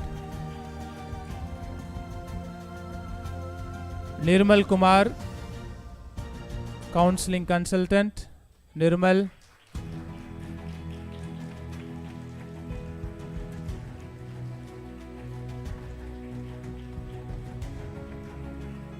Jennifer.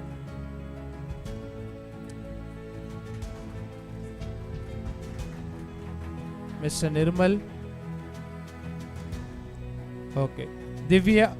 Kamal, the Community Development Officer.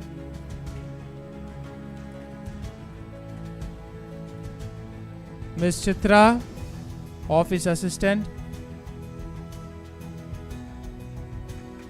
Sagai Shalini Abhisha, Deva Sahayam, Trainer of DQA. Ms. Aishwarya V, BCBF Facilitator. Vidya, Finance and Account Trainer.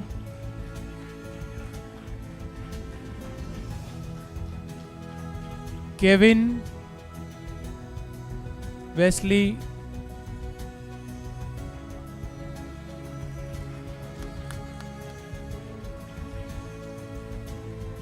So today is a very happy birthday, Aishwarya. God's blessings. Kevin, Sumaya.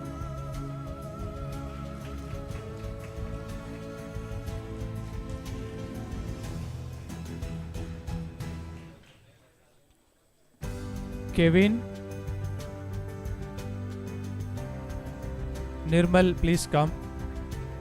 A consultant and counseling consultant.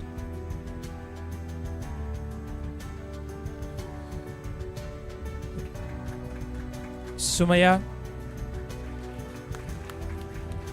Is Savita, FA trainer. Mrs. Nandini, N ABC soft skill facilitator. Sharon Evangeline. Sharon Evangeline, ABC.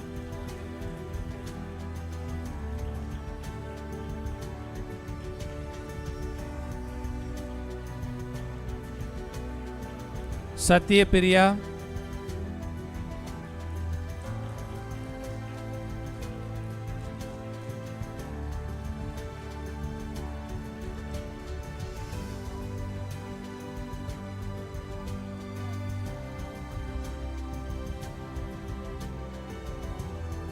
A special word of appreciation to Satya Priya.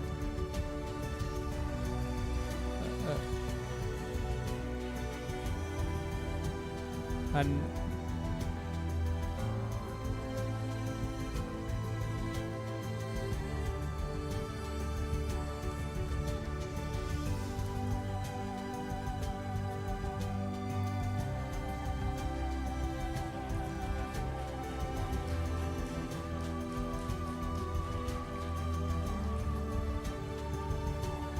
Mr. Joseph Dominic Lourdes, Placement Officer, the hero of the day, who organized along with two important center managers.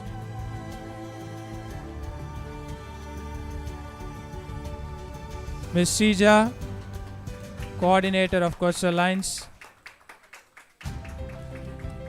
Mr. John Martin, the JPN Job Placement Network Coordinator, National level. Needi Manikam, Trainer of Coastal Lines. Sulaiman, Community Development Officer. Arularasi, Coordinator, JPN.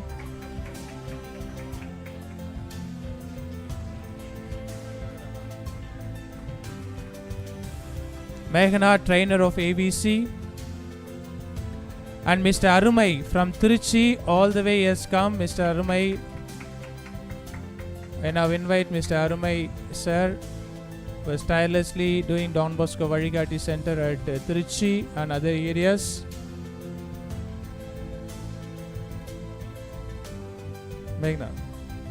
Yes, Meghna and Arumai sir. And Mani.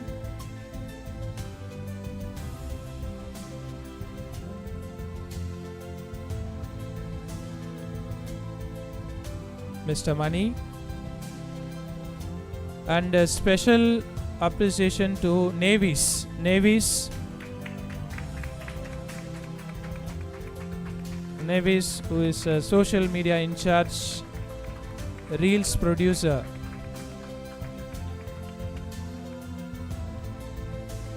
Navies, thank you, Arumai sir, thank you.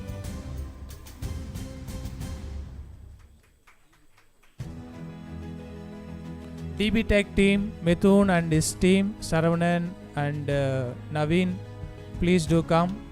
They are part of our team who always support us in all our work.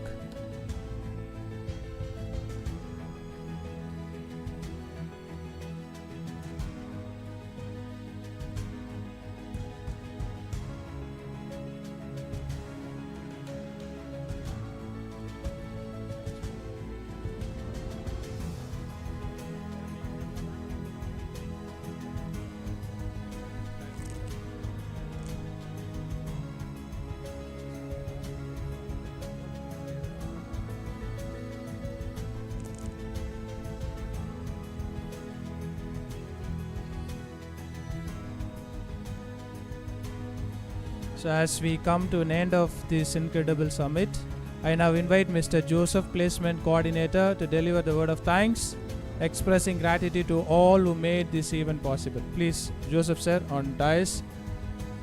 He is the master who organized. Thank you, Solomon sir and Father Gabriel, for your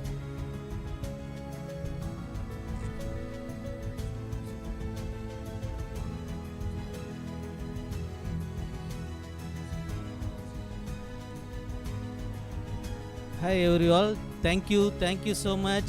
Thank you Father for this wonderful exceptional support and the leadership.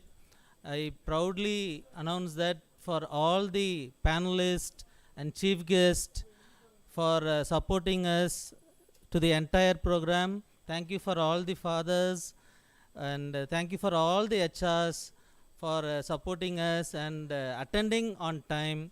We are really very happy. This you all make this program very successful. Thank you for the students. Thank you for our staffs, Don Bosco staff members and everybody. Thank you everybody for supporting this program very well. Thank you.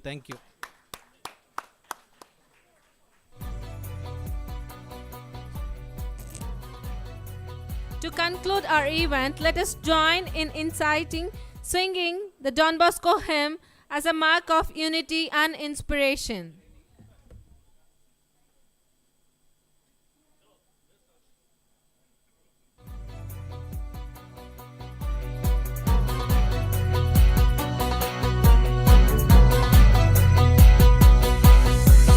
வாழ்கிறார் Don Bosco, காலம் கடந்து கனவுகள் சுமந்து வாழ்கிறார் Don Bosco, எல்லைகள் எல்லைகள் கடந்து இந்திய மண்ணில் வாழ்கிறார்.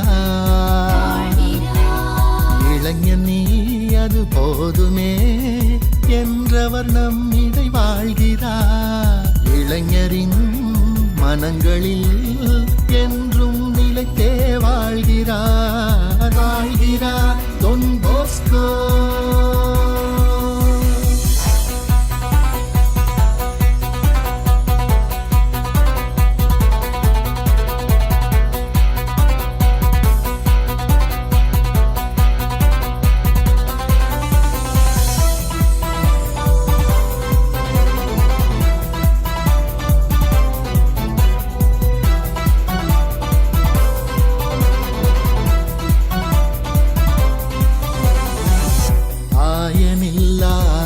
போல அலைபவரை தேடிச் செல்லுவோம்.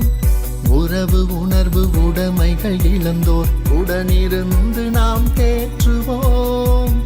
ஆதரவும் அரவணைப்பும் அன்போடு வழங்கி பேணுவோம். தடுப்பு முறை கல்வியின் வழியே நல்வழி நடத்தியே செல்லுவோம். விளிங்கு நிலை வாழும் இளையோரே நமது பணி வாழ்வின் மையமே. இரவு பகலென்று பாராமல் சோம்பல் சோர்வின்றி உழைப்போமே. வாருங்கள் ஒன்றாய் கூடுவோம். வாழும் தொன் போஸ்கோவாய் மாறுவோம். வாழ்கிறார் தொன் Bosco.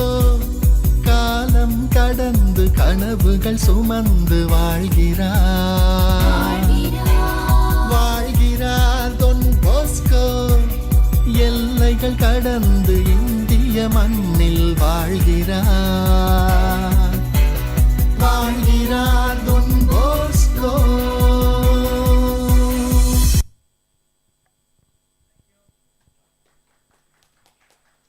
I invite all the staffs to come so that we can have one group photo, then we can just move. Joe?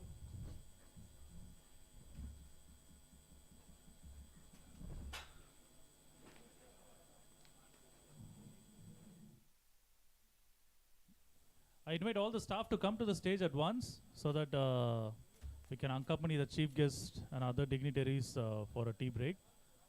So staffs, please come to the stage. We can have a group pic together. All the staffs and dignitaries. Joe? Or photo 3 Yeah, okay. You take care.